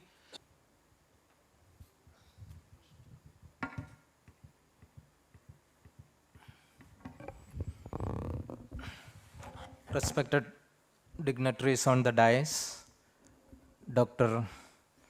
Jayaprakash, the Director, SCRT, Kerala, and my dear team members of MANODARPAN, the expert groups, and also the participants of Kerala and Lakshadweep. Indeed, the 2 days has gone just, I do not know how the time passes. Yesterday we met and we all become a family members now. You are all a part of Manodarpan family. In fact, when we thought of organizing this 2 days program, there were lot of apprehensions. And to the state also, when I have interacted as the NCRT Manodarpan cell told that we will implement this program through RIE Mysuru. So I was getting little apprehension that how do I coordinate from Mysuru to the venue which we have already decided as Trivandrum. A lot of deliberations happened with the director SCRT and SSA Kerala, and ultimately I could see that a lot of good things have happened. I'm really happy. I think yesterday we were discussing about happy. All right, the Secretary Education was defining how can we define happiness. But in conduction of this particular program, I am really, I want to say that I am really happy that the whole program went to a good start for the state of Kerala. I am not telling success, okay, because this is only an initiation. And I was also listening to some of the participants that they were not knowing about the concept of mental health. Really, in that direction, it is going to be a starting point, and you are the people to take forward this message, not only to you, but your children and also the school students and other colleagues. As you all know that when we completely involve in this particular aspect, the particular aspect I was also mentioning in our welcome address, that care and concern for the students. Even if you are not teaching well, but if you focus more on personal aspects of the individual, and if you are approachable, then definitely that is the highest support you are going to give to any particular individual. As we used to tell in all Manodarpan sessions, the mantra is seek help, seek support. You tell to the people that this message, if you have any problem, please don't keep with you. You can even discuss with your friends. In our Manodarpan programs, we say that peer educators, all right, the students themselves, one of themselves will become an educator for the other children. Let us start like that initiation also. And as we were discussing in different sessions, it is a whole school approach. It is not by alone the teacher in the school setup. There is a community existing, starting from the institutional head to the teachers, and then the parents, and also community members, and also the elected representatives. SMCs are there, SDMCs are there, PTAs are there. So like this, it is a whole school approach. It is not one person, or as Jayaprakash was telling that we are not interested in appointing counselors. Once you appoint counselors, then everybody will shoulder the responsibility to the counselors alone. Counselor cannot do much. When severe cases are there, he may have, he can take it up. Otherwise, it is all of us responsibility. I think the message has gone down now. As we could see that a smiling face from all of you. You are, really benefited from this 2-day session. We were also thinking that 2 days are not enough. But when we look upon your schedule, all this examination time, you had many responsibilities, but even then, I should appreciate the government of Kerala for deputing all you people to this 2 days conference. As I could see that the secretary was pointing not only now or yesterday, But even before, when we talked to the secretary also, she was keen on interesting implementing these mental health practices along with the curriculum. So I think one of the first state, I should wish that the Kerala state should take initiative in integrating the mental health issues in the curriculum, so that along with the teaching, the content of various subject, this issues also, if the teacher is able to take up, then it will go into a long way for the well-being of the students. As you all know that, I am proud that to say that in educational and health, our model, the Kerala model, has been appreciated by not only at the national level, but at the international level also. And recently, we have declared that we do not have Adi Darindriyam. That means what should I, Adi Darindriyam in English? Extreme poverty, yeah, extreme poverty, is it not? We were able to manage that. We have now gone up, and various international agencies, and also the report of the before the budget, the report, economic survey report, has been appreciated. Think about that. How did we do it? Other states are looking forward for our innovations. So we started, if I want to tell, we started first the grading system. The Kerala government has started the grading system, and further only our at national level CBSE and other organizations appreciated and then inculcated in their policy. So you will see that Kerala has got a lot of appreciation and got of initiation in all the fields, but particularly when we talk about education and health. So when we talk about the mental health, it is not only the health department, as I mentioned in our welcome speech also. Earlier it was confined to NIMANS or some other institutions. All right, those institutions comes later. But if we follow a prevention approach, is it not? So if the cases should not become extreme, if they become extreme, then we have the institutions and then the mental health professionals. But if we have to take care from the initial stages itself, identifying the symptoms and signs, then we can do a lot to that particular individual. As you know that any health issues, it is not originating in one day.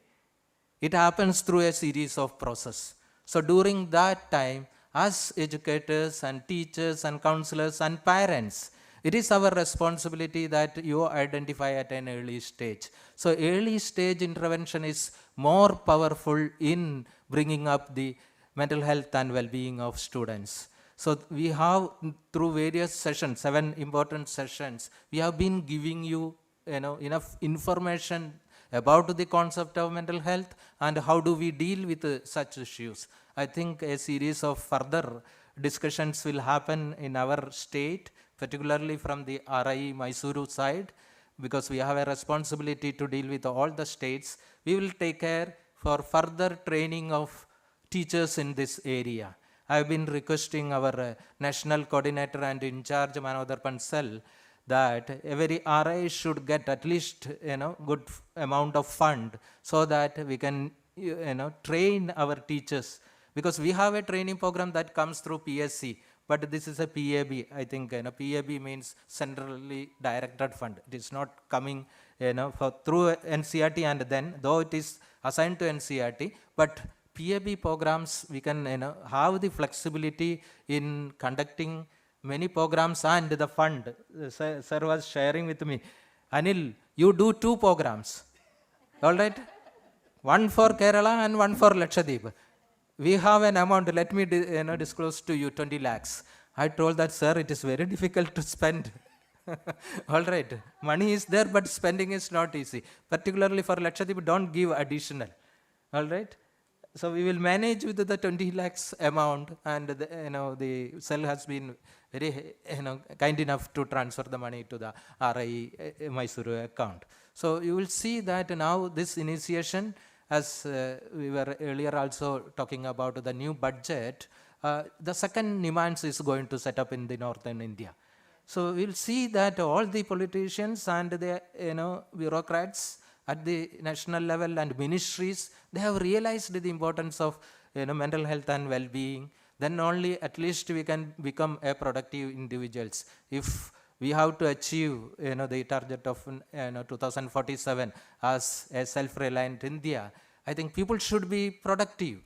Is it not? If people have to be productive, not only their physical health, but their mental health also matters a lot. I think this direction, our, this today, I hope through your reflection, we realize that it has been very fruitful. Though there were small issues, I hope you all will forget if any inconvenience caused to you. I take the responsibility because I was given the responsibility. So if any lacunas or limitations are there, I may say that it is because of my fault. So please ignore or give pardon to me, so that let us look forward, remember only good things, and then go back from this particular hall with a good memory. I hope, because this is, again, let me talk to the director SCRT also. Getting a 200 participants for a 2-day, it is a very difficult task during this time, but the government of India, government of Kerala was convenient, kind enough to give us these participants list well in advance. So we made a WhatsApp group, so thorough informations were sharing for reaching this place and all. I think nobody got any problem in that matter, and accommodation was also very happy. And let me put it more on credit that this GIT has extended a lot of support. The Gulati Institute of Finance and Taxation, we have already told to the direction KJ Joseph sir that your team is excellent, because it is an autonomous institution. They are not bounded by the routine works of the government. They take quick decisions. So they have told that you come, your venue is ready, you have enough halls here. Only the thing is that venue has to be made payment basis. So then I talked to Vinod sir. There is no provision, because we got venues freely from everywhere. But I told that if this many people have to be accommodated, then you have to make a provision. Sir did it by sending through e-files. So thank you, sir, because of your efforts. That is why this we could materialize this 2 days meet. And I also extend the support received from Samagra Shiksha Kerala, SSK, and also from the Higher Education Department, Higher Secondary Education Department. The two people's name I have to take in this forum, that is, one is Dr. Aziz from Higher Secondary Wing, and also Shaji sir from the Sarva Shiksha Abhiyan. Sir could not present here. I also extend all, I think there is no further session, is it not? So this become the vote of thanks also. If anybody wants to speak, let a few minutes. Yeah, thank you. Okay, yeah. So what I want to tell is that at first in the vote of thanks, I have to thank our director NCRT.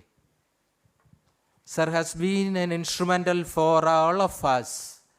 Sir has been keeping a watch on us. What are you doing? Why are the things delaying? So you know that the textbook preparation, all right, now almost 8th standard, the textbooks have come, 9th, 11th, and that all are reaching soon, and the remaining also. Sir has been instrumental in pushing forward all the activities as well as the MANODARPAN cell activities. This year is a major year to implement this mental health activities in the banner of MANODARPAN. Extensive activities have been conducted. I extend my heartfelt thanks to our director for providing us an opportunity and allowing Vinod sir to conduct the program at Trivandrum for the state of Kerala and Lakshadweep. I also extend thanks to heartfelt thanks to our joint director, P.C. Agarwal sir. Sir was also earlier act as principals of various RIEs. Sir knows how is this MANODARPAN activities are conducted. Sir has been helping the team, the MANODARPAN team. We have good number working in the cell with the faculty as well as a lot of supporting staff, consultant, etc. They were encouraging us to initiate all the activities, and now this financial year is ending, but again they allowed that whatever the way you want to complete remaining states, please complete with a speed so that the money allotted for these MANODARPAN activities can be utilized. So I also extend my warm heartfelt thanks to our joint director NCERT for allowing us to conduct the program at Trivandrum for the state of Kerala and Lakshadweep. I also extend my thanks to my own beloved principal, Professor Pratish Kumar Sethi sir. He has been kind enough to allow me to take up this activity, because first letter came from Vinod sir that Dr. Anil Kumar should be given this responsibility. His one word, that subject itself, that no MANODARPAN, no mental health. The email starts from Deputy Dr. Anil Kumar for this 2-day consultative program. Sir was kind enough to mark to forward to me, and the day onwards, sir supported us. Sir was asking me that, do you want one more person? Then I told that, yes sir, your presence is required here. But unfortunately, sir could not come because there was tomorrow directors meet is with RI faculty, and also sir was also busy with other engagement. But on behalf of NCERT and on behalf of the state people, let me also thank my beloved principal, Professor Pratimana Kumar Sethi sir, for all his support extended to us. Now my turn comes to our experts. We have a good number of experts, varied experiences, starting from school to counseling, and also with the psychology field, and from the directors and deans or heads of education departments. I should tell first that Vinod sir has identified a spectrum of experts having varied backgrounds, and he could, in a short duration, within 1 week, he could send the mails and brought everybody here in this Trivandrum. They were asking that how we reach there. You have to reach. This was sir's words. All right, you have to reach. So all have come, more than 16 people. Everybody has their own field expertise, and that you all recognize through your feedback sessions. This team will be continuing with us as MANODARPAN family. I told extended family you are, but this our experts will be. I am not naming anyone because it is a long list. Okay, so they will be with us from my bottom of heart. Let me thank each one of you, madam experts, for making this program as a wonderful one and also a rememberable one. They have also, let me put it in for our Kerala participants, they have also good opinion about you all. You all right, because you are responding. All right, though 1 or 2 sessions I could see, but many of the sessions you have responded, even the Lakshadweep people also. So let us keep this momentum going, and also let me thank the national coordinator as well as in charge MANODARPAN sir. Is our none other than our Vinod Kumar Shanwalji. Though by age I am senior to him, but I consider him as big brother. All right. Whenever we talk, for any assistant, don't worry, it will be done. These 2 words, don't worry, it will be done. So I can take it for granted that yes, sir will make it done. So sir, with your presence here, and in coordinating from national level as well as coordinating with all our experts and also with the secretary. We were together going to airport, so the first talk started from a moving vehicle, a car. Sir was ringing up to the Vasugi Madam, Dr. Vasugi. So Madam, very positively reacted to Sir's request. From there onwards, Sir was telling that, Anil, don't worry, the program will be done in Kerala. All right, and day before yesterday, Sir talked to Vasugi Madam. Vasugi Madam agreed because it is her, the passionate subject also that we have realized, is it not? Okay. I think, Sir, for all the support, let me congratulate you and also thank you for making this wonderful session. Yeah, yeah. I also take from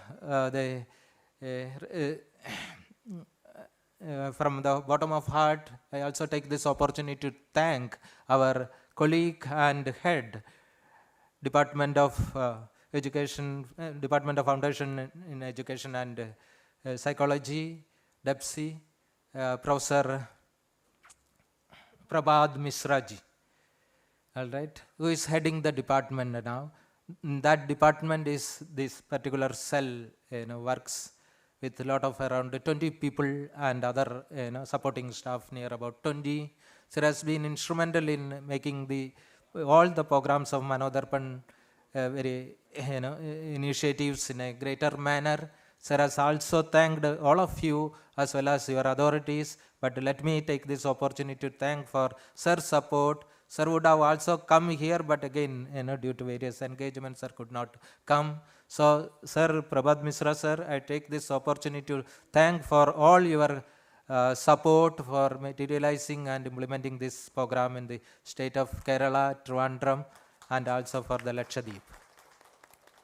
Now, let me come to the other teams of MANODARPAN. They have been working day and night very tirelessly for making all the consultative meets. Sir, Sir has already told that how many consultative meet we have concluded in different states. We have 2 more in pipeline. We hope that before March that will happen. So from the the support of the people who are working, like Dr. Meenu is here. I thank Meenu as a representative for all the team members of her. They were constantly supporting to us, writing to us, emailing to us, and giving various support whenever required. So it is a team approach in NCERT. Particularly, I tell that it is MANODARPAN. It is the team spirit I didn't see in any other sections or divisions. But here I could see that if sir say anything, that will be carried out by these very young people like Meenus and Trisha is there. There are many people working around the clock to materialize the thing as a successful one. In addition to that, let me come back to the state of Kerala. Let me talk first about the secretary, Dr. Madam, Vasugi Madam. All right, I was telling like this, Dr. Vasugi MBBS IAS. People never sometimes, doctor, it can be any academic degree also doctor. So the MBBS has got a particular mention. I was yesterday also mentioning. We could see that how the speech, what she made, because it was an experiential sharing with us, what she has faced throughout her life, personal life as well as the professional life. She started her career in Madhya Pradesh and she was sharing. That's what we have also seen, that when people get educated, only more problems. She was also sharing. Otherwise, people are happy. Think about that. So how do we make, even if get good education, that education should help for living the people in a happy state. Anyway, we cannot go back, is it not? Because the world is changing and we have to move along with the changing time. So Madam was talking about the Indian practices. If we can bring back to our health system as well as the education system, many of the issues will be solved. So we need to take a bigger step in introducing our own practices, indigenous practices which were practiced earlier, in a different form or in the same form to the newer generations. The generation Z and generation Alpha, it is going to come. So we see that Madam's words, we will take it as, in Malayalam we call it as a Veda Vakyam. Is it not? Each one of us should be in a position to tackle our own problems, our own family problems, and then our children who are there in the adolescent stage, even starting with the nursery system. So if we take care of them, then the problems will be, a lot of problems we can solve it. So for Madam, I was just telling Vinod sir also, please call her for the valedictory also. Sir called, then I also called, then they told that, no, 2 more meetings Madam has arranged. By 5 o'clock only Madam will be free. Then we told that by 5 o'clock we can't retain our participants because they have already booked their tickets. Then the PA told that then you can go ahead. So I from the whole NCRT's family and the participants group, I extend a warm thanks to her for her precious presence here and orienting about the mental health and related issues to all of us in a touching manner, isn't it? Even every one of us felt that yes, there is something we need to urgently take it up. Madam, your words we will be following, and I am sure that the participants and teachers of yours only, they will be taking it up again when they go back to the school. And Madam was also talking about a policy, something the state government has to make. We have Madam at one side, and then the CRT director is here. I think with if both work together, making again a Kerala model for mental health and well-being, then I would be happy that the state will be again a model for all the other states of our country. Thank you very much, Madam. I also extend our support to the Director, General Education Department, and also Samagra Siksha Project Director and CRT Director and other functionaries of the General Education Department for supporting us and getting all of you here in this room for 2 days, even though it was a busy schedule as examinations, but they have very well sent us the list, and we could make a WhatsApp group and got all of you here. Thanks everyone for the Department of General Education who have helped us in getting the program done in a wonderful manner. I also extend my support given by the Lakshadweep authorities. I would like to say, I have already told to my friends, because Lakshadweep is again close to my heart. All right, from every day, 2001 onwards, I am closely associated with the Lakshadweep, and I joined in RI Mysuru. We used to conduct various programs in guidance and counseling, evaluation area, teaching pedagogical practices. We realized that this is a particular group. Someone was telling that they need attention, is it not? But in mental health problems, when I look upon, to me, personally, because every child, every teacher know about their own children, their family background, father, mother, what they are doing. Think about an island situation. It's a small village type. Okay? Everyone knows each other. If an outsider goes, they will realize first, this person is an outsider, not a island person.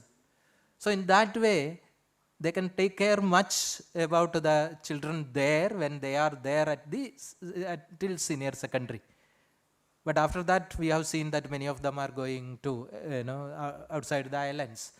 But even then, some of them were sharing that they too have issues, various issues. I think we will think about having many programs for Lakshadweep exclusively also. So I take this opportunity to thank the Secretary, Education of the Lakshadweep Secretariat, and also the Director, School Education. He is also the SS Lakshadweep. And also the supporting staff. I am not taking the name, program officers and all those subject experts and the teachers for their cooperation. Because of the director's initiative, we could get them, though they have many problems. Just one, I will tell you, if they have a ship schedule only, they can come here and attend. And ship schedule is not for their, regularly for all islands. So a ship will come 1 week before. If they want to reach here, they have to start 1 week before, and then reach Kochi or Calicut 3, 4, 5 days before. Then only they can come and attend. Similarly for return also. All right. Even though flight is there, but again limited way they can. So think about the difficulties of the island people. But even then they are very keen. I know that many of the people were with us 2, 3 days back. So I extend a warm support given by the authorities of Lakshadweep for making this program wonderful one. And I also conclude, it's not least, but the GIFT director as well as the support staff again. Here we have the Abhilash and his team, our photographers, our videographers. I know that, I hope you all send this program, not only witnessing by 175 people in this room, all right, more than this number or double or triple number are watching through our video online channel, YouTube channel of NCERT. We were able to make it, and NCERT is given administrative right to our people who are sitting here. That's why they could done it. So I thank CIT as well as the technical group here for extending the support in making this program a successful one. I also extend, if I missed anyone, not knowingly, but if I have not mentioned here, I also extend the thanks to everyone. With these words, let me conclude. Thank you, everyone. Thank you, Professor Anil. I must thank you him. Let us have a huge applaud for Professor Anil Kumar.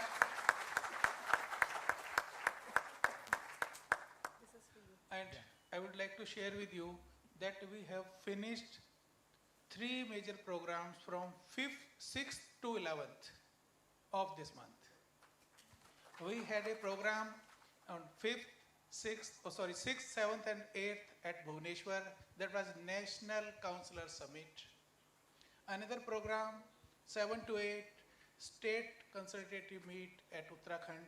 And now this 10 to 11 at Kerala and for Lakshadweep. So thank you, Professor Anil. Thank you very much. Indeed, he is my senior and so humble. So thank you, Professor Anil. Thank you so much. And we have with us Director SCRT. So I would like to request Professor Anil to felicitate him. Professor Anil, as a token of gratitude.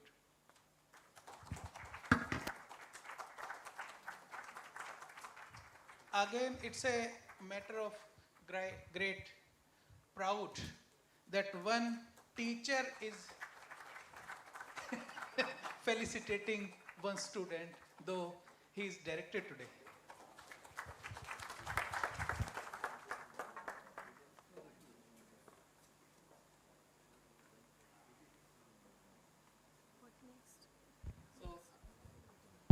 With these words, thank you very much. And now I would like to request Professor Anil Kumar to share the rest of the schedule.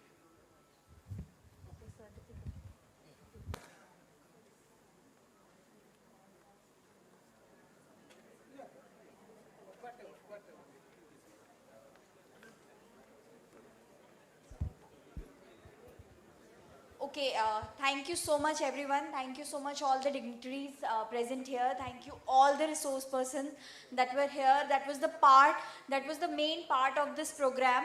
And the most important component of this whole state consultative meet, which would be impossible without you guys. So applause for yourself. Thank you everyone. So now we move to the last part, ending part of our program. We'll call out.